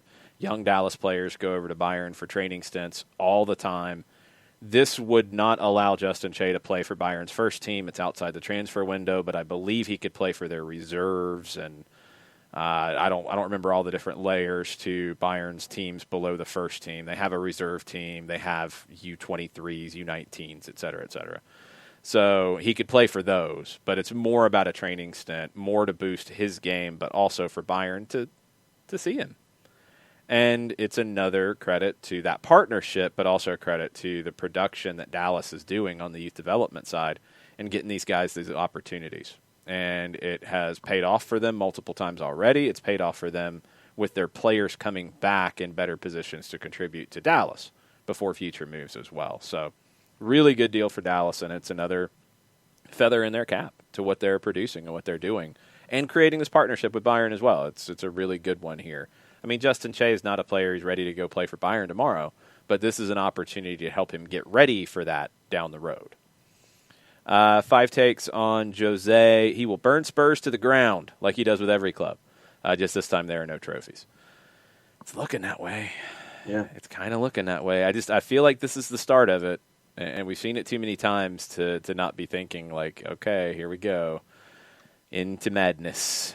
I don't get it. I don't understand it. I don't know if Real Madrid broke him so much that he can't stay stable anymore anywhere. I thought he was in a different frame of mind. He's not, and it feels like it's starting to turn. I hope they can bounce back because the Son and Kane combination is fun to watch. They've got talent. Jose's been a little more fun at times at Tottenham, but man, it just feels like we're back to silliness with Dele Alli, with Bale, with just everybody's angry all the time. It just doesn't feel good. So, Sam Williamson says, time to bring back Big Pogba.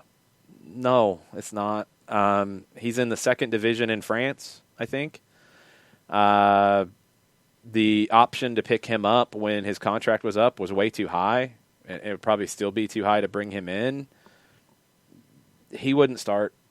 He's not good enough technically to play in the way that Gabriel Heinze wants to play. He's a little too unpredictable at times, a little too loose for that first touch. So, no, it's not. We can do better, and got to move on.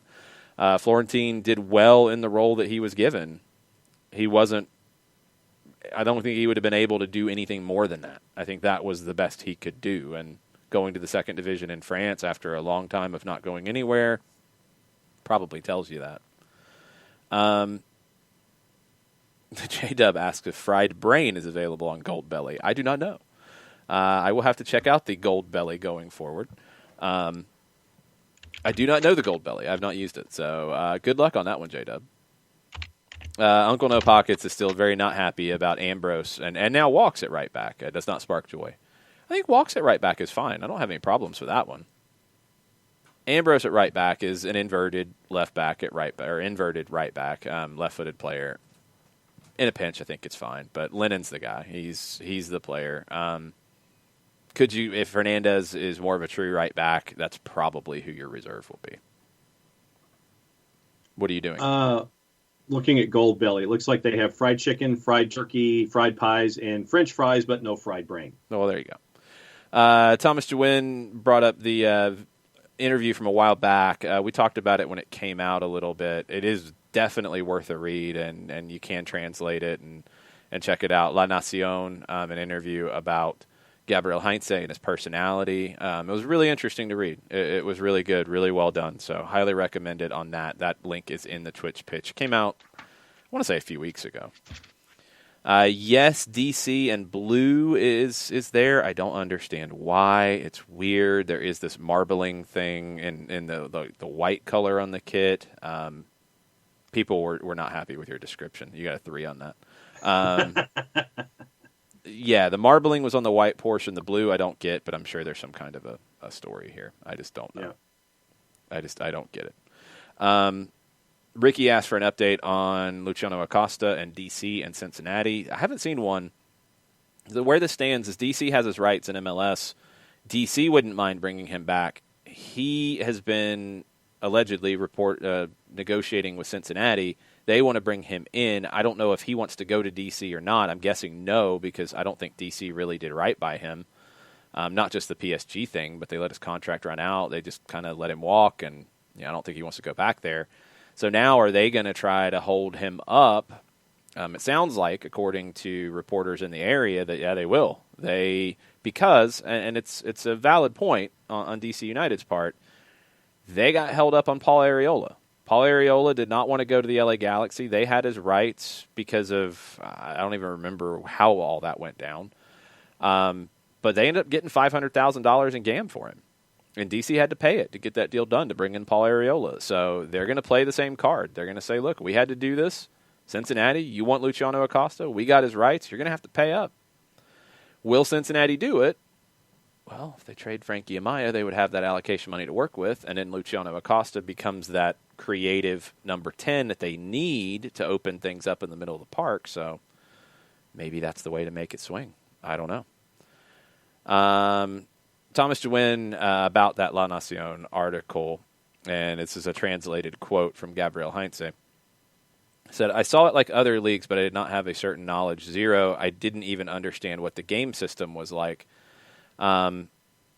He went to study MLS because he didn't know the league, is essentially what we're getting at here.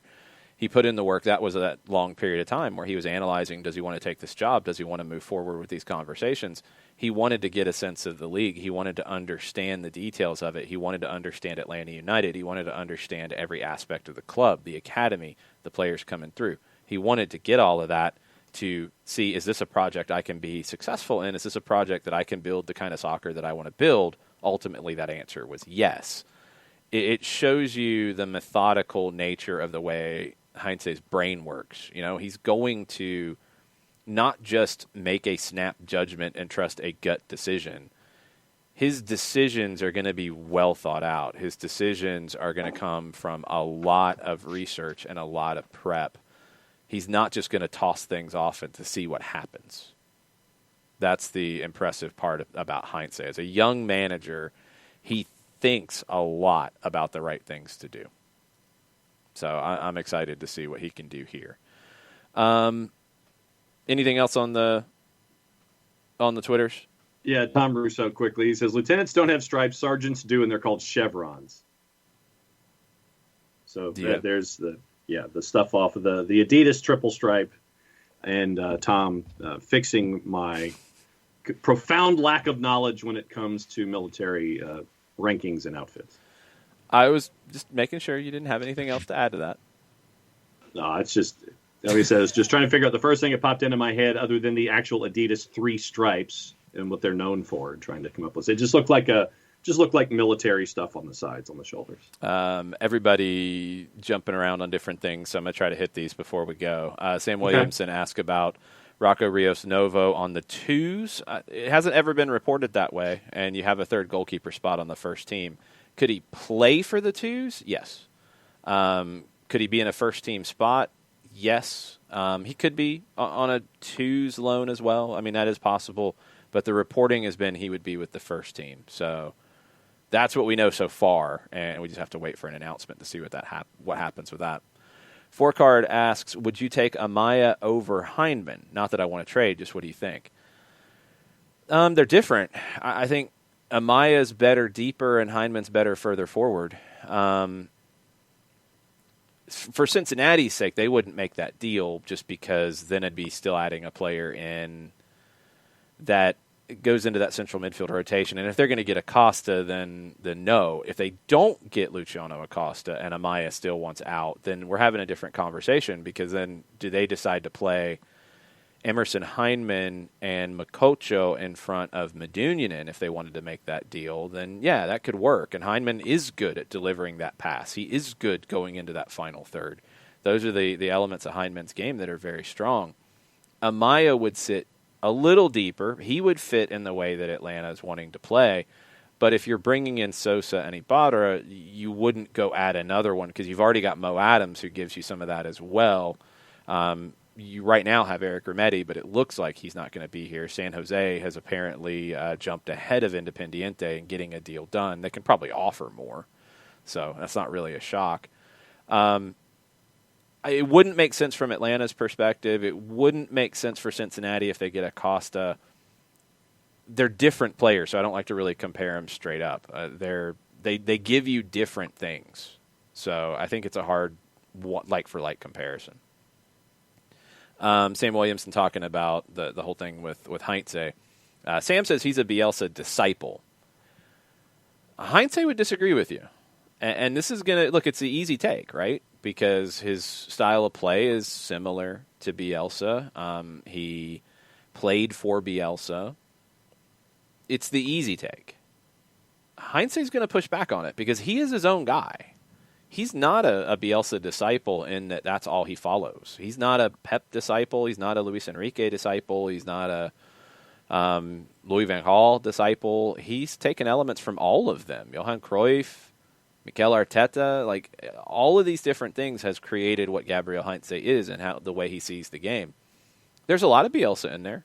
I think there's a whole lot of Pep in there. I think there's a lot more Pep Guardiola in Gabriel Heinze's way of seeing the game than people think. So there are things that are reminiscent of Bielsa, no question. But he is not a disciple of anybody. I think that's something that we need to be careful about in the way that we look and think about Gabriel Heinze.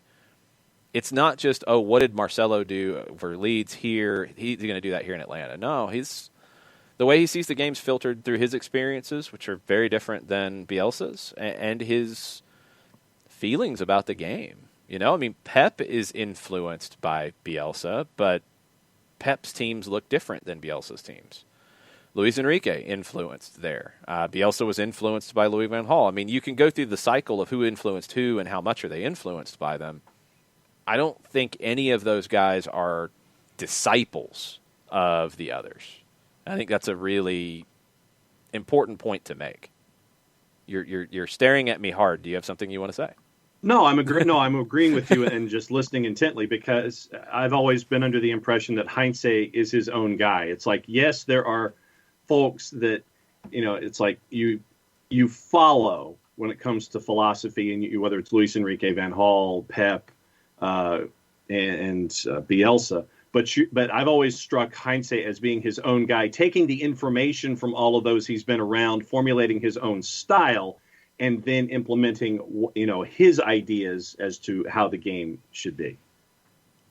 Yeah, he's just not. He's not anybody else. Like that's the thing about guys like this. That, you know, if you're going to put in that much time to think about the job you want to take, you're not thinking about it in would Marcelo take it. You're thinking about it as this is a job I want to take. I'm going to put in all the research to make sure like I can do well here. I'm going to make my own decision. Did he maybe like see Bielsa do those kinds of things and say that's a smart way to do it? Sure. But he's got to come to his own conclusion. Just like he's got to come to his own conclusion on the training ground and preparing for a match and making decisions in the match. Like, his teams don't play as much like Bielsa teams as you think. They don't. If I had to pick somebody that they play like more, I'd say Guardiola more than Bielsa. And I hope that's a good thing for people because it should be. He's maybe the guy who's pushed the game forward more than anybody in the last few decades. I think Bielsa is incredibly influential. Pep has taken a lot of that influence and I think taken it to another level and been even more creative, where Bielsa can be pretty rigid at times.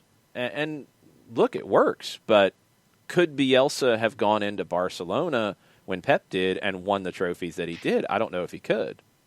He's very rigid. He sees the game a certain way. I think Bielsa's great with underdog teams, with lesser teams that he can coach up. Could he do that with superstars? Are they going to buy into what he's doing? Maybe not. So, like, different managers are good at different things. I think Heinze, his personality is a huge asset. He's probably got a far more engaging personality than Marcelo Bielsa in interacting with those players and motivating those players. Now, the question comes in Atlanta, can he do that with a Joseph Martinez, who is a superstar here? And is rightly treated as a superstar here. You know, he hasn't had that kind of guy. Velez didn't have the expectations that Atlanta did. They didn't have the stars that Atlanta did. So how does that go? How does he adjust? This is a learning opportunity for Heinze as well. So he's not a disciple because that limits him. That says that he's only this. I don't think Heinze's that. I think he's going to show us different things than he did at Velez and at Argentinos. Those are touchstones. Bielsa's a touchstone for him. Guardiola's a touchstone for him. Luis Enrique, who he said many times, is a touchstone for him. But he's not a disciple of any of them. Yeah. It's a difference to me, and maybe we're just playing semantics down here, but it's a difference for me in that disciple feels like you are trying to be that person. Yeah. Being influenced by them is a very different thing. Yeah. No, when I think of disciple, I think of straight line thinking. It's like, okay, that person that you are a disciple of, you take everything of theirs and then you're doing it. When I say that there's influence from a lot of different places from Heinze when it comes to coaches that he looks to, but he is his own guy in taking what he has seen and coming up with his own philosophy. Yeah, and I'll push back a little bit on a conversation on the Twitch pitch about Tata Heinze, and this is so striking that what they said about preparation is different than Frank de Boer. I don't know if Frank de Boer was ever asked, to be perfectly honest. I don't think Frank de Boer was unprepared for situations. I don't think he failed to do his homework in situations. I think the run in 2019 and the changes that were made and the tweaks that were made along that way showed the work that was put in. I think his staff worked very hard. I don't think they handled losing Joseph well enough at all, and it showed in the Orlando tournament. That's not the only reason that he was gone, but it wasn't heading in the right direction at that point, and Joseph wasn't coming back the next day. So you had to make the change. They did. The philosophy on the field, which is the most important thing, the philosophy of the way that they play, the ideas behind it are incredibly similar with Tata, de Boer, and Heinze. The speed that they play and the elements of risk that they include in it are different. Heinze will take more risks than either one of them did. De Boer took fewer risks than Tata in general, although Tata then flipped that in the postseason in 2018. Heinze will take more risks in general, and he will commit to it, and he's very strong of mind to say that, okay, we have a problem, and what happened early in 2019? Go back to it. The goal against Cincinnati, that was conceded. It was a very bad decision by Leandro Gonzalez-Perez. You get caught, you concede a goal, playing a very high line. What did you start to see Frank de Boer's response to that be over some time early in that season? Be safer. Be a little more responsible defensively. Stay a little bit, deeper line. Don't commit as many numbers forward. Let's get this right first. Let's get this part right first. The response will be incredibly different on Heinze's case because he'll get criticized for giving up that goal, just like Frank was. And his response will be, we're going to double down, and we're going to be more aggressive, and we're going to prevent that ball from even being an opportunity to be played. We're not going to sit deeper to deal with it. We're going to be more aggressive the other way to prevent that ball from being played in the first place. Those are where the differences are going to be more than anything. The differences in things that we don't have the full story on, I'm not going to speculate on. Did Frank de Boer have a proper dossier in his preparation for taking the job? I don't know. I don't think anybody ever asked him. Mm-hmm. Sean Vergara says Lampard's going to end up at Tottenham. Yeah, right. That's funny, though. Ricky says that Jose was broken before Real Madrid. Don't blame us. No, I blame Real Madrid. I blame you, Ricky. No, not you. I blame Real Madrid because he was not broken leaving Inter in the same way. He won a treble at Inter.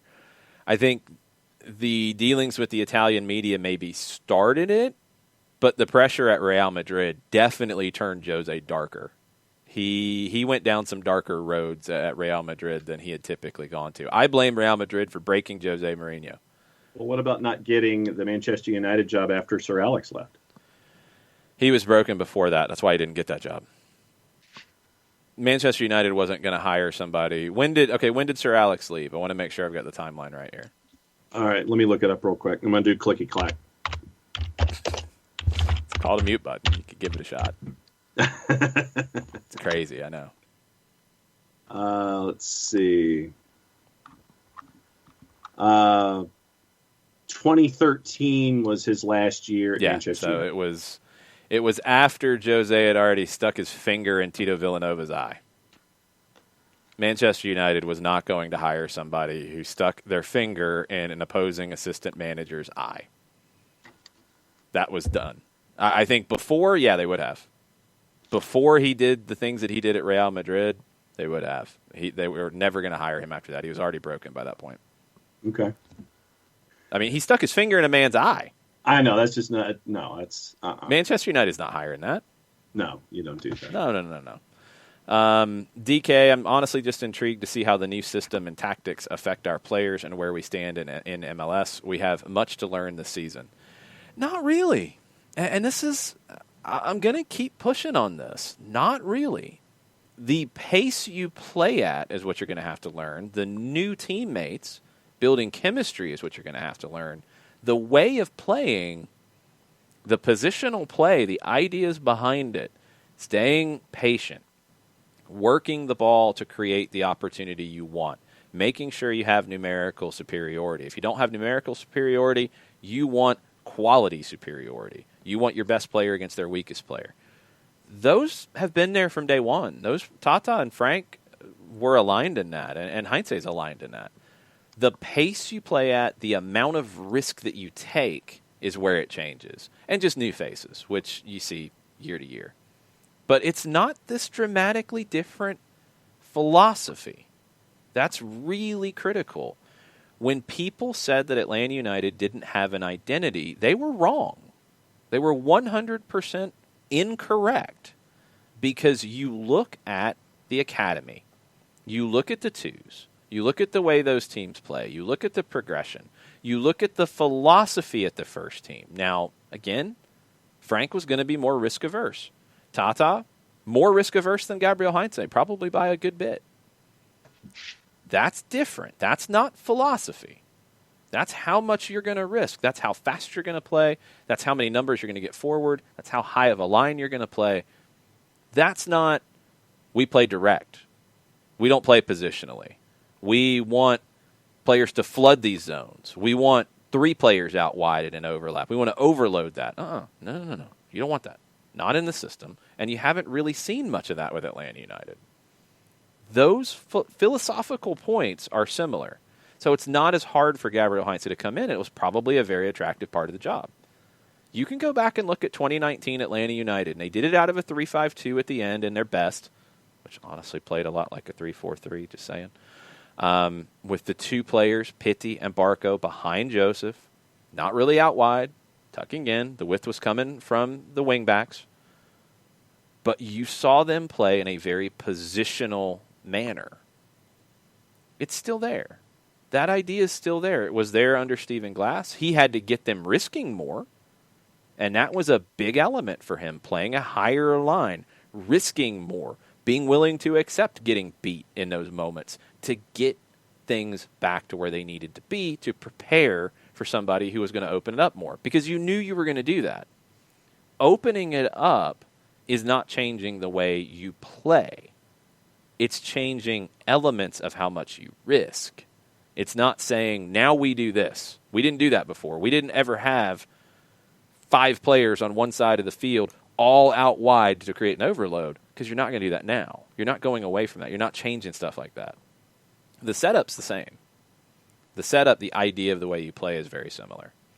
It'll be drilled in a little bit more here. It'll be a little bit deeper with how risky you make those things, like how important it is to have that patience out wide when you're stretching the field because of the way you're going to play. You've got to commit to it more because you're not going to be safe. But it's the same idea. So I don't think it's as different as you think, DK. I think it's going to be all right.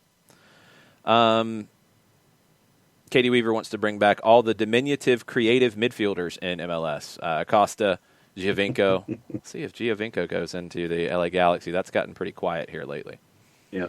Thomas Jewin talks about another thing in the La Nacion article from a while back on Heinze. His family's joining him here in Atlanta. That's a very different situation than his previous jobs. He kind of isolated himself to be 100% all in on it.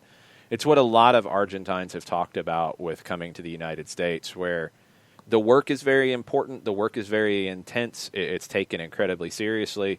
But in the U.S., you can then go out and have a meal with your wife and take the kids and enjoy life more. When you're managing Vélez and it's after a loss, you're not going out to have dinner with your wife because you're going to get yelled at or get things thrown at you or have an incident you don't want to have. Like, you can't do that. Here you can. You know, after the game. It's a bad game. They lose. They lose 3-0. Gabby and the wife can go have dinner and decompress. That's very attractive. The Argentine mentality is very difficult with that in their league. Tata Martino talked about how toxic it was. He was 100% correct. That's why he got out of Newell's when he did. I think that was part of it with Gabriel Heinze as well. You get to live a normal life here and manage in a really strong league. It's a very important thing. Let's see. Any final things? A lot of people are trying to time out Darren Eales' cryptic tweets. I don't know about that. I don't know if he's on a cryptic tweet calendar. Real Salt Lake has dropped some glimpses at their kit, and it's a white kit, so everybody's going to yell about it before they look. And it's kind of interesting. The detail in it, the sublimated stuff, is actually really interesting. And I like that they're playing up the lion on the back. So that's pretty cool. I want to see the whole thing. But yeah, I kind of like it. I kind of like that. Of course. And like 2 points later, Thomas to win. I like the details, but it's still just a white shirt when you're 10 feet away. Oh, man. What are you drinking, John? There's been a question. I have, before I go to Mountain Dew, it is a Pure Leaf raspberry tea. That's what Uncle No Pockets thought it was. Is it good? Yeah, it's all right. I mean, for raspberry, it's different. I figured it's like, I haven't had sweet tea in a while, so I decided I'd get a raspberry, and so it's part of the rotation this morning. Sorry, raspberry Pure Leaf tea. I was trying to give you a shout out that wasn't very compelling. One other game that I'll be keeping an eye on while we're in the Power Hour. It'll start Aberdeen with a match in hand right now, currently in fourth, 5 points back of your Cabbage, the Hibs. Hibernian, they have a game with St. Mirren. And so match in hand, they've winless in their last four, need to turn it around to try to take over Hibs by the end of the season. And they got to get a win against St. Mirren on Saturday. Still got drama with Kaku. Sam Stajkal of The Athletic has updated it. It's still a standoff. The Red Bulls still feel like they initiated his option. Kaku and his people are going to say no. You still have the club that announced his arrival. This could go to court. We'll see where it goes. Thomas Jawin's dead on here. Like, the team is talking about playing Kaku, and they have to get his international transfer certificate. It's almost like they're pushing the Red Bulls to give up on this. The Red Bulls are going to fight it. I don't know what ever was talked about transfer fee-wise. There were numbers thrown around, but the Red Bulls weren't ever trying to sell. So it's similar to the Amaya situation in that the player doesn't want to be there anymore. At some point, you need to say, move on. It shouldn't be at this point unless the Red Bulls are just trying to get some kind of fair value for him. I don't know, but it's a joke right now is where things stand. It's really, really a joke, and it's just got to change and got to get better. With that, we are going to – oh, wait a minute. There might be – I got one more thing from Stajkal this morning before we go. Due to the delayed start of the season, MLS primary transfer window has been shifted back. Originally scheduled to open Wednesday, run through May 4. Now opens March 10th and closes June 1st. That's from Pablo Maurer and Sam Stajkal. The March 10th part, it doesn't matter because players have been announced. Players have been signed. They just don't join the roster until March 10th. It doesn't really matter. They can still play preseason games, and all that's fine. Now you got till June 1st. So what's interesting is you'll run till June 1st. You'll have like a month off. Then the summer window will open unless they move that, which I don't think they would because you want to be aligned with the other leagues around the world there. So you'll have till June, have a month off, then have another window, then you're done for the year. So you've got to make really smart moves up through the end of July or the beginning of August, whenever that window closes, and get it done. It doesn't really change anything in my mind except give you a little more time. You should have already done your business. Yeah. And the good teams have. And teams like New York City, teams like LA Galaxy, Austin still got some work to do in terms of depth. Okay, they've got a little more time to do it after the season starts, but you don't want to be in that situation. So I don't think it changes anything dramatically. Just gives you a little more time. I mean, people are freaking out because it's what we do, but it doesn't really change much. It truly doesn't. Hey, I was going to do a horn. John jumped it. Oh. Yeah, Uncle, you're correct. Want to do well? I thought you were wrapping up the show. I was trying to get it in before the buzzer. Ideas mio. That's it. We're done. I was going to give you a breaking news sounder because it was being requested from the Twitch pitch, but John already broke the news, so there's no point in doing it now. There you go. Do you want to apologize? I'm sorry I preempted the breaking news sounder. Man, I know that's really hard. Like, you get angry when you have to apologize. Man. Sorry, Unc. I was going to do it. I tried anyway.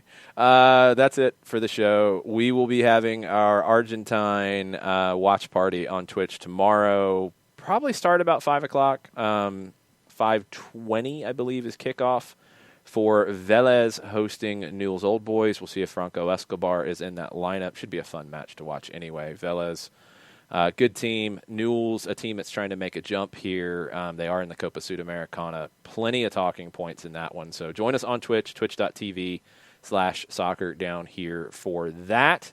If you're a subscriber and you're not in the Discord, please let me know so we can get you in. Very fun Q&A last night. Thanks for everybody being part of it. Thanks for people trying to listen to, for whatever reason, my audio kept getting dropped from Houston radio yesterday. It made no sense because I could hear everything they were saying.